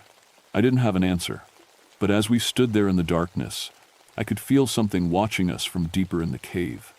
Something that had been waiting a long time for visitors. Something that had learned to use their faces. We got out of that cave faster than I'd ever moved in my life. Jenkins was right behind me, both of us stumbling over rocks in our hurry to reach daylight. When we burst out of Serpent's Mouth, the dogs started barking and wouldn't stop until we were halfway back to the trucks. "Did that really happen?" Jenkins asked, still breathing hard. I nodded, though part of me wanted to believe it was some kind of hallucination. Caves can mess with your mind sometimes. Bad air, darkness, echoes that sound like voices. But we'd both seen the same thing, and the dog's reaction told me our senses weren't playing tricks. "We need to call this in," I said. "Get a full search team up here." But when Jenkins tried the radio, all we got was static. Same with the truck radio, and even the emergency beacon. It was like something was jamming all our communications. "Equipment failure?" Jenkins suggested. "All of it at once?"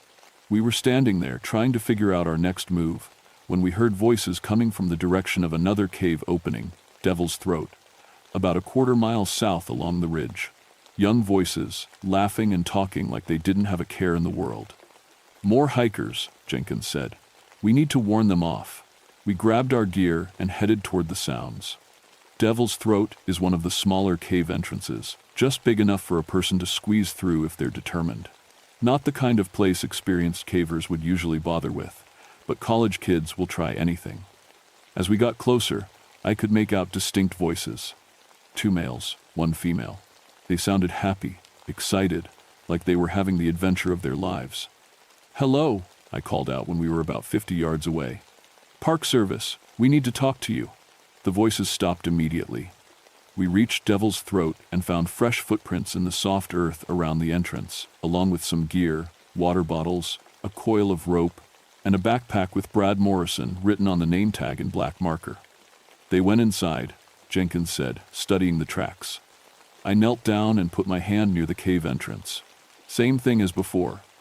Warm air, sulfur smell, and that feeling like something was watching from just beyond the reach of daylight.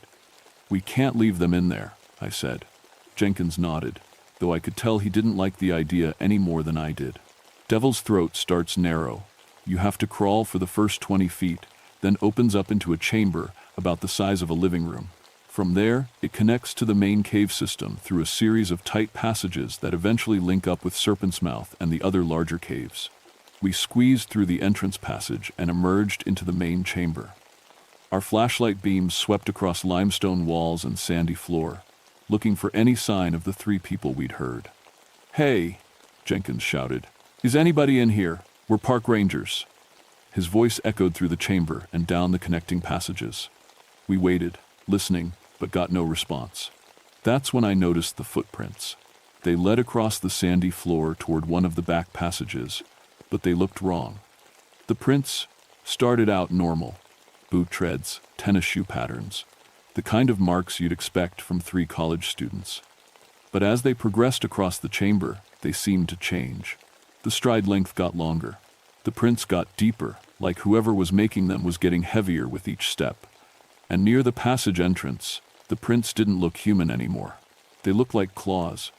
"Jenkins, look at this." He came over and studied the tracks with his flashlight. I watched his face go pale as he followed the progression from normal footprints to something else entirely. "What are we looking at here, Nathan?" Before I could answer, we heard the voices again. But this time they were coming from a different direction, from the passage to our left instead of straight ahead where the tracks led. "Help us." It was the female voice, high and frightened. "Please, we're trapped." Jenkins started toward the sound immediately, but I grabbed his arm. "Wait," I said. "Those tracks don't go that way." So, they could have doubled back, gotten turned around in the passages. "Help!" The voice came again, even more desperate. "The ceiling's collapsing. We need help."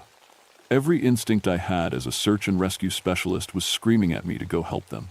But something else, some deeper, older instinct, was telling me to run.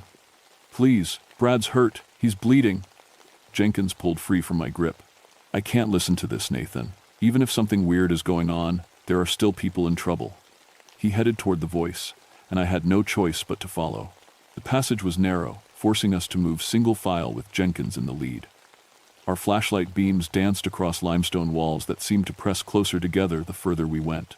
After about 50 feet, the passage opened into another chamber. This one was smaller than the first, with a ceiling low enough that we had to duck in places. And it was empty. "Hello?" Jenkins called out. "Where are you?" No answer. We searched the chamber thoroughly, checking every crack and crevice that might hide a person. Nothing. No signs that anyone had ever been there. "They must be further back," Jenkins said, but his voice had lost some of its confidence. That's when the temperature started dropping. It happened fast. Within seconds, our breath was coming out in visible puffs.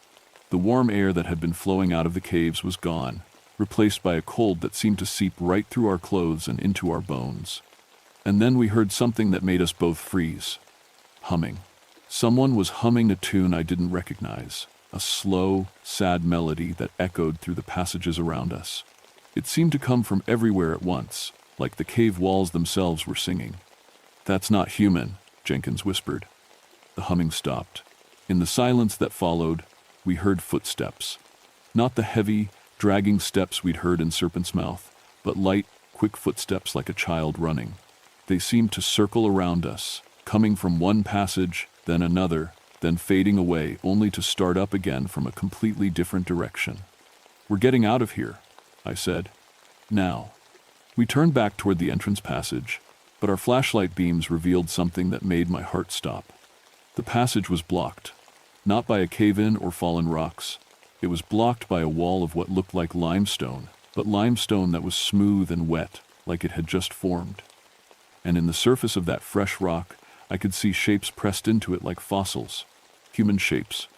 3 figures embedded in the limestone like insects trapped in amber. I could make out faces, hands pressed against the rock from the inside, mouths open in silent screams. "That's impossible," Jenkins breathed. But even as he said it, I could see the rock was still moving, still forming, and I could hear sounds from inside it, muffled voices, scratching, tapping, like the people trapped in there were still alive, still trying to get out. The temperature dropped another 10 degrees, and our flashlights started to flicker. In the unstable light, the faces in the rock seemed to move, to turn toward us with eyes that reflected our beams like mirrors. "The other passage," I said. "We'll have to go the long way around." But when we turned toward the only remaining exit from the chamber, something was standing there waiting for us. It looked like one of the geology students at first, a young man in hiking boots and a flannel shirt. But his face was wrong. His features kept shifting, like clay being molded by invisible hands.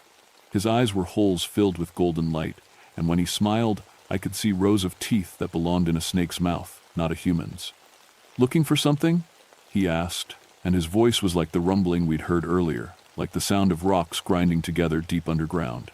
Jenkins raised his flashlight like a weapon, but the beam passed right through the figure like it was made of smoke. "What do you want?" I managed to ask. The thing that wore a student's face tilted its head to one side, studying us with those burning eyes. "Want?" it repeated, and now its voice sounded like the scared girl we'd heard calling for help. "I want you to understand. You've been walking on sacred ground. You've been disturbing things that should stay buried." The chamber around us started to change. The walls began to flow like water, revealing carved symbols and pictographs that definitely hadn't been there before.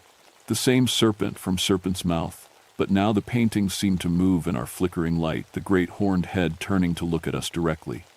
"Leave," the thing said, and now it sounded like my grandmother's voice, like she was sitting on her porch telling me stories about Kitawa. "Leave now, and don't come back. This is your only warning." Our flashlights died completely, plunging us into absolute darkness. In that blackness, I heard Jenkins breathing beside me, fast and shallow like he was hyperventilating. I reached out and found his arm, solid and real, in a world that had stopped making sense. Then the lights came back on. We were standing at the entrance to Devil's Throat, outside in the daylight. Our gear was scattered around us like we'd dropped it and run. The dogs were barking again, but they sounded different, scared and angry at the same time. Jenkins and I looked at each other, both of us pale and shaking. "How did we?" he started. "I don't know." We checked our watches. According to the time, we'd been in the cave for less than 5 minutes. But it had felt like hours. "The people trapped in the rock," Jenkins said. "Were they real?" I thought about the faces we'd seen, the sounds of scratching and tapping from inside the limestone. Then I remembered the backpack we'd found outside Devil's Throat. I looked around for it, but it was gone. No sign it had ever been there. But the footprints were still visible in the soft earth around the cave entrance. Only now they led away from the cave instead of into it, like whoever had made them had walked backwards out of the cave, their feet never quite touching the ground. We didn't talk much on the hike back to the trucks. What was there to say? That we'd just experienced something that couldn't be explained by any rational means? That the mountain itself seemed to be alive and aware and very, very angry? By the time we reached the vehicles, the fog was rolling in thick from the valley below. Within minutes, visibility dropped to maybe 20 feet. The temperature was falling fast too. What had started as a chilly October day was turning into something that felt more like winter. "We need to get down to town," Jenkins said, loading his gear into the truck. "Call for backup. Maybe get the state police involved." I was about to agree when I heard the voices again. This time they were coming from the direction of the original campsite, and they sounded terrified. "Help! Somebody help us!" It's got Dave. Oh God, it's got Dave. Please, anyone, we're at the camp. Jenkins and I looked at each other. We both knew those voices weren't real, couldn't be real. But they sounded so genuine, so desperate, that every instinct we had was screaming at us to respond.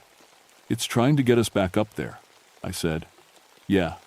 Jenkins checked his rifle, making sure it was loaded. Question is, do we let it? Another scream echoed through the fog, high and terrified. Then, silence. I thought about those geology students, about the faces we'd seen pressed into the limestone. Real or not, people were missing. 4 kids who'd come up here to study rocks and hadn't gone home to their families. We go back? I said. But we do it smart, and if things get weird again, we run. The hike back to the campsite took twice as long in the fog. We had to use our flashlights even though it was still afternoon, and every 50 feet we'd stop and listen, trying to make sure we weren't walking into a trap. When we finally reached the clearing, everything looked different. The tents were still there, but they were arranged differently. Not in the neat line we'd seen before, but in a circle around what looked like a fire pit. Only, instead of ashes and burned wood, the pit was filled with stones arranged in complex patterns, and the equipment circles we'd found earlier were gone. Instead, there were symbols carved into the earth itself, deep gouges that formed the same serpent pictographs we'd seen in the caves. This wasn't here before, Jenkins whispered. I knelt down and touched one of the carved symbols. The earth around it was warm, and when I pulled my hand back, my fingers were stained, with something that looked like sulfur mixed with clay. That's when we saw the light. It was coming from Serpent's mouth. A golden glow that pulsed like a heartbeat. Not electric light or firelight, but something else entirely. Something that made the fog around the cave entrance swirl and dance like it was alive. We should leave, Jenkins said. Call in the cavalry and come back with a full team. But even as he said it, we both knew it wouldn't matter. Whatever was happening on Devil's Backbone wasn't going to wait for reinforcements. It was happening now. And if we left, we might never get another chance to find those missing students. 5 minutes, I said. We go in, we look around, and we get out. 5 minutes. We approached Serpent's mouth with our weapons ready and our flashlights off. The glow from inside was bright enough to see by. As we got closer, I could feel heat radiating from the cave entrance, like standing near a bonfire. The sulfur smell was stronger than ever, but underneath it was something else.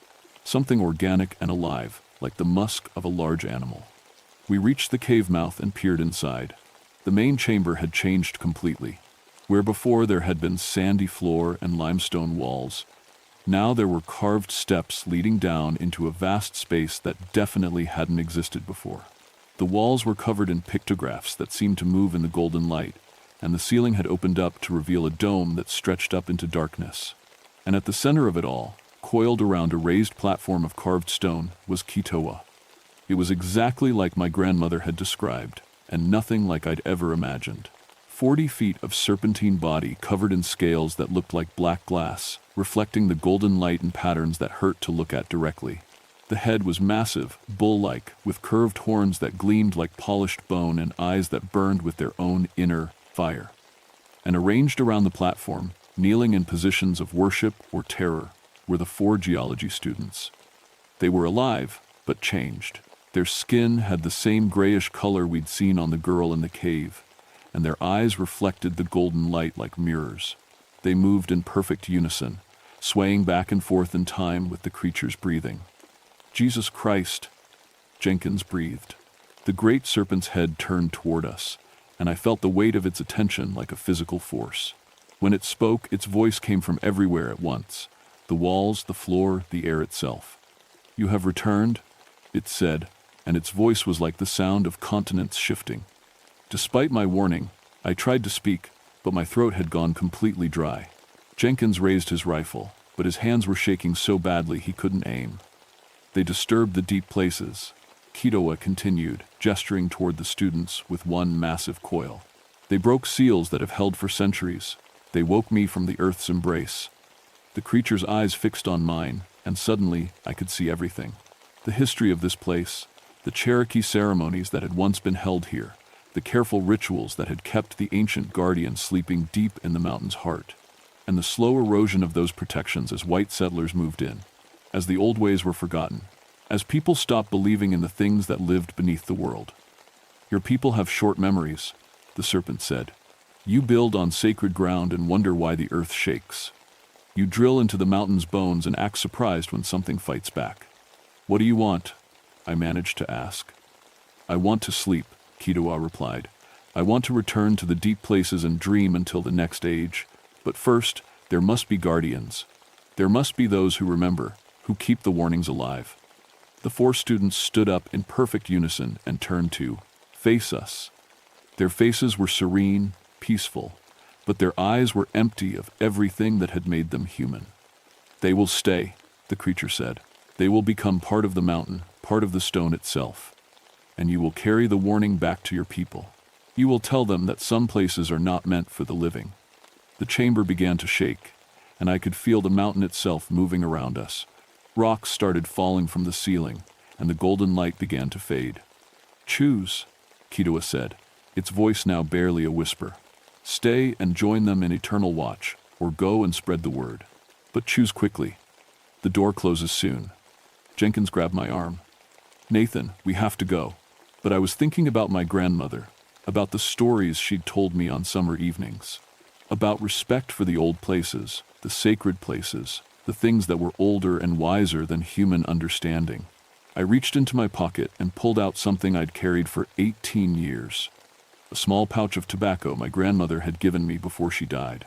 For the spirits, she'd said, in case you ever need to make peace. I opened the pouch and scattered the tobacco on the chamber floor. We understand, I said, speaking to the great serpent in words my grandmother had taught me long ago. Cherokee words that meant respect, acknowledgement, and promise. Kitawa's burning eyes softened slightly. Go, it said. Remember, and keep others away. The chamber collapsed around us as we ran, Jenkins pulling me along when my legs nearly gave out. We burst out of Serpent's Mouth just as the entrance sealed itself behind us, tons of limestone flowing together like water until there was nothing but solid rock. The fog lifted suddenly, and we could see the entire ridgeline. Every cave entrance had been sealed. Devil's Backbone looked exactly like it had for thousands of years, before humans had ever set foot on it. Except for the silence. The unnatural quiet that had started this whole thing was gone, replaced by the normal sounds of mountain life.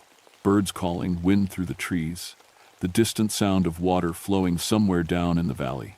And carved into the limestone where Serpent's Mouth had been, barely visible unless you knew what to look for, was a single word in Cherokee. The official report was simple enough. Seismic activity had caused several cave-ins along Devil's Backbone Ridge, trapping 4 geology students inside.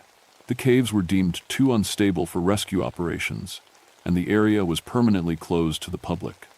The families weren't happy, but there wasn't much they could do. Sometimes the mountains take people, and sometimes they don't give them back. Jenkins requested a transfer 2 weeks later.